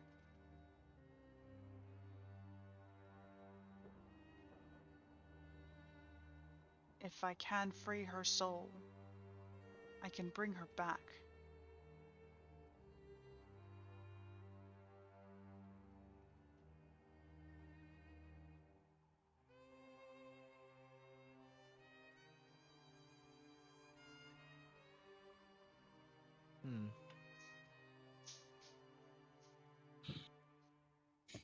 Yeah, I don't think Arthur has anything to say on this because he would not know how to free a soul from the catacombs. No. I know not of souls, but what would be required of making that possible, I'm certain would take quite an endeavor even for our group. It probably would, but I'm willing to go on this journey with you. I need a diamond. And they're hard to come by. We can't very well just ask Lord Strahd for a diamond. But I know where to find one. It will be a dangerous journey. But it can bring her back. As long as you go with me to the temple, the Amber Temple. Where is that? And he pulls out a map and points.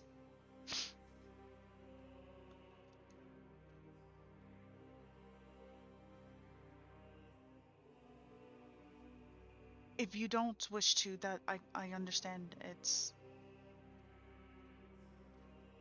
You don't need to. Where is he pointing to? I don't have the map pulled up.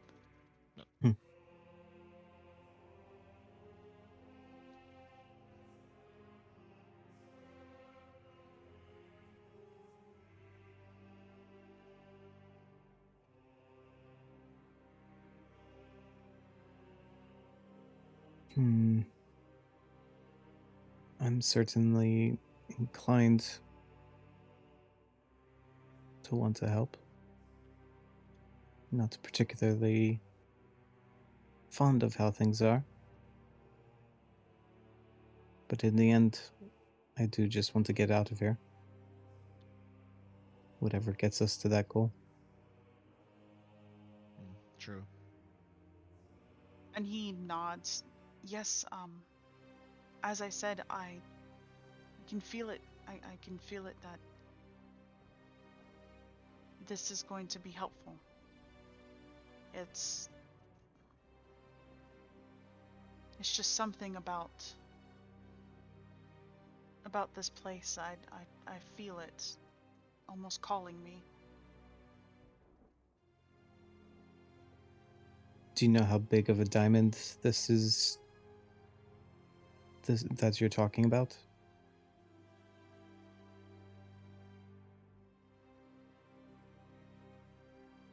Big enough to resurrect someone?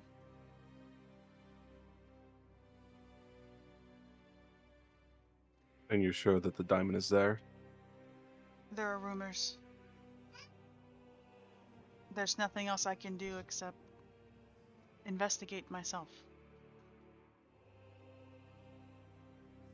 If it turns out not to be true, then I will head back here and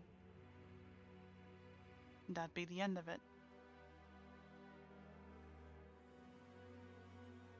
Are you free to leave this area?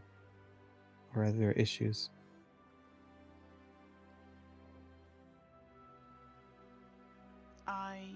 Whoa. Oh. Whoa, okay. Quish.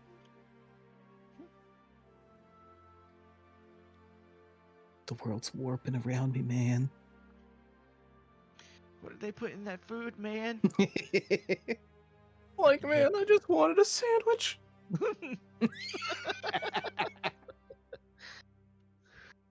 Scoob. This is getting real spooky, Scoob. Oh shit. Sorry, I had to put this down. Okay. What was the question? I got so distracted by putting this thing up here.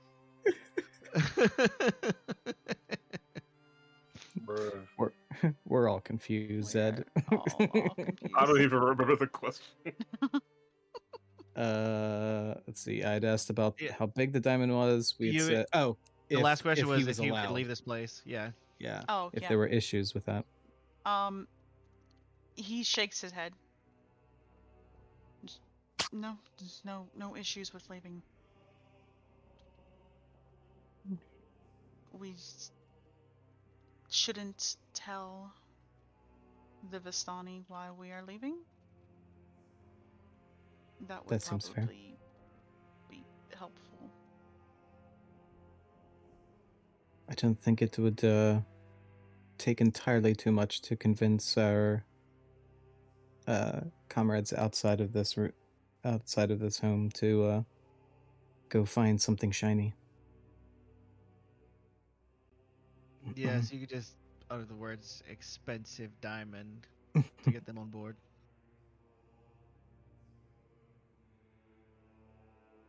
Yeah, we don't even have to be specific, I don't think.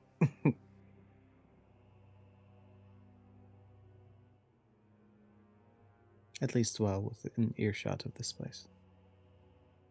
Well, any sort of help would be appreciated.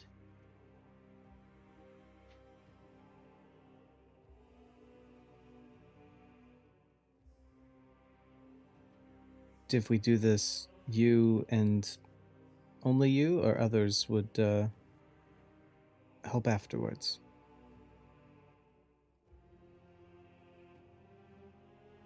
Are there others that we can trust? He nods. You can trust the elves. I hate to say it, but I wouldn't trust a Vistani.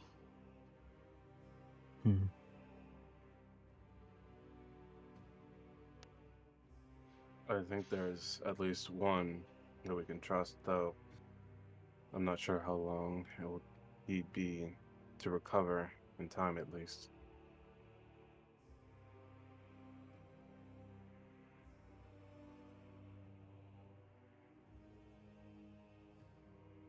You're speaking of Alexei.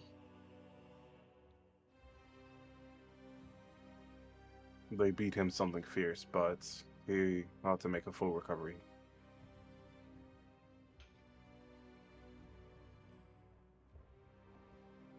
Keep an eye on him, if you can tonight. I intend to.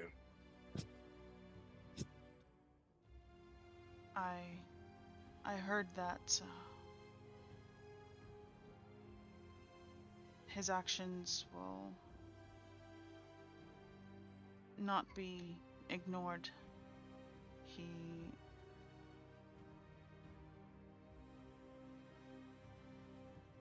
He nearly cost that girl her life. All to steal. To make some coin.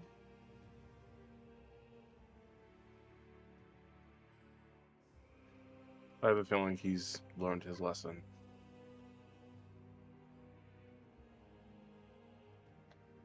We can only hope.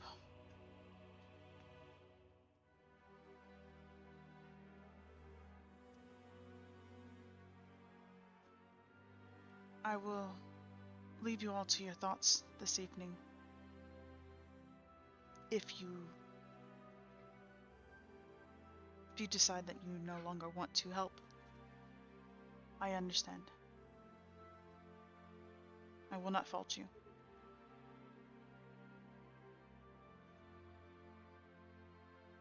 If you wish to help,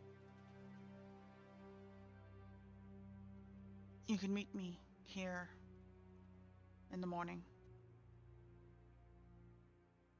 I plan to leave before the sun rises.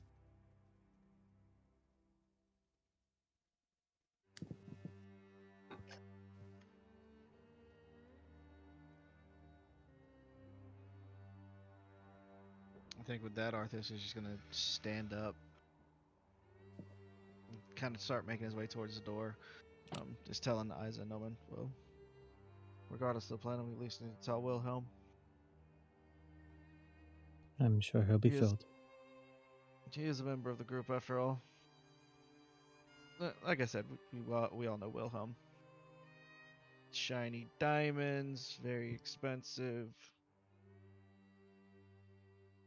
Mm.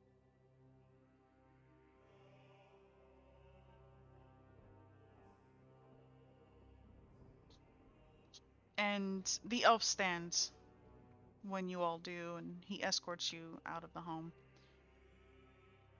And before he closes the door,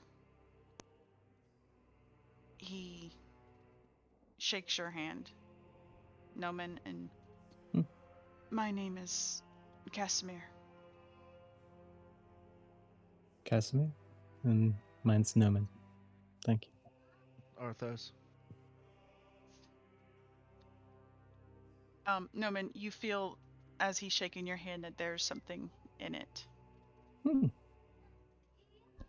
I'll pocket it until we'll get somewhere private.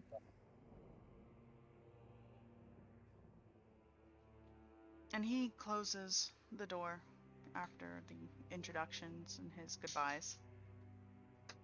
The other elves that were with you all at the campfire are standing outside, keeping watch, and they escort you back up the hill to the fire.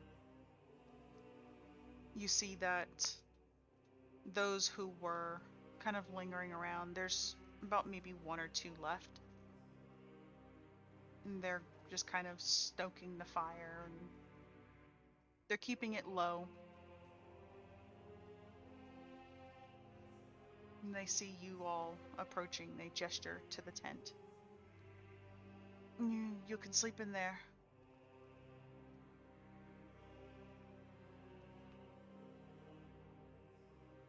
You said that they're keeping the fire low Yeah, just because it's that time of night.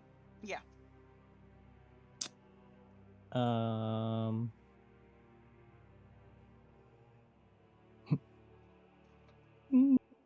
I will subtle cast control flames to make the fire twice as large. Bruh. Really? For real? Not to like But class, hurt class anybody, is, but just like class isn't here. Somebody has to yeah. be an agent of chaos. Why not Noman?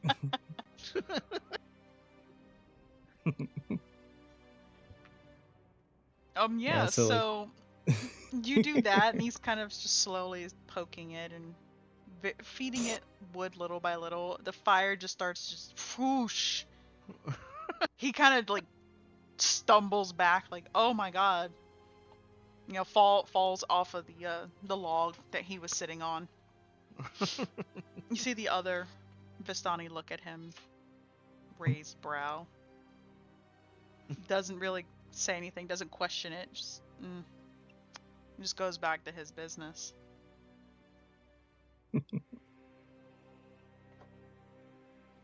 And they gestured to a specific tent. Yeah, the large The tent big in main the tent. center. Ah. Oh. In there, you can see that there's dirt and a little bit of like small patches of grass. Most of the dirt itself has dried blood on it. Nothing that Presto can't solve. Lovely accommodations. Yes. It's not that Tempur-Pedic dirt though. No, it's not your Tempur-Pedic. Bruh. Callback. You know, I'm just saying, if you and Wilhelm both died, both of you would be revived in your Tempur-Pedic dirt at the same time, right? I'm just saying. Because that's Wait, Wilhelm's dirt. Yeah. Since we got sponsors and shit now, would it be purple instead?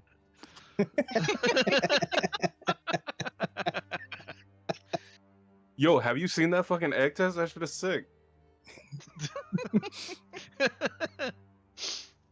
But yeah, they won't be Caspers at least. we're actually gonna call it here.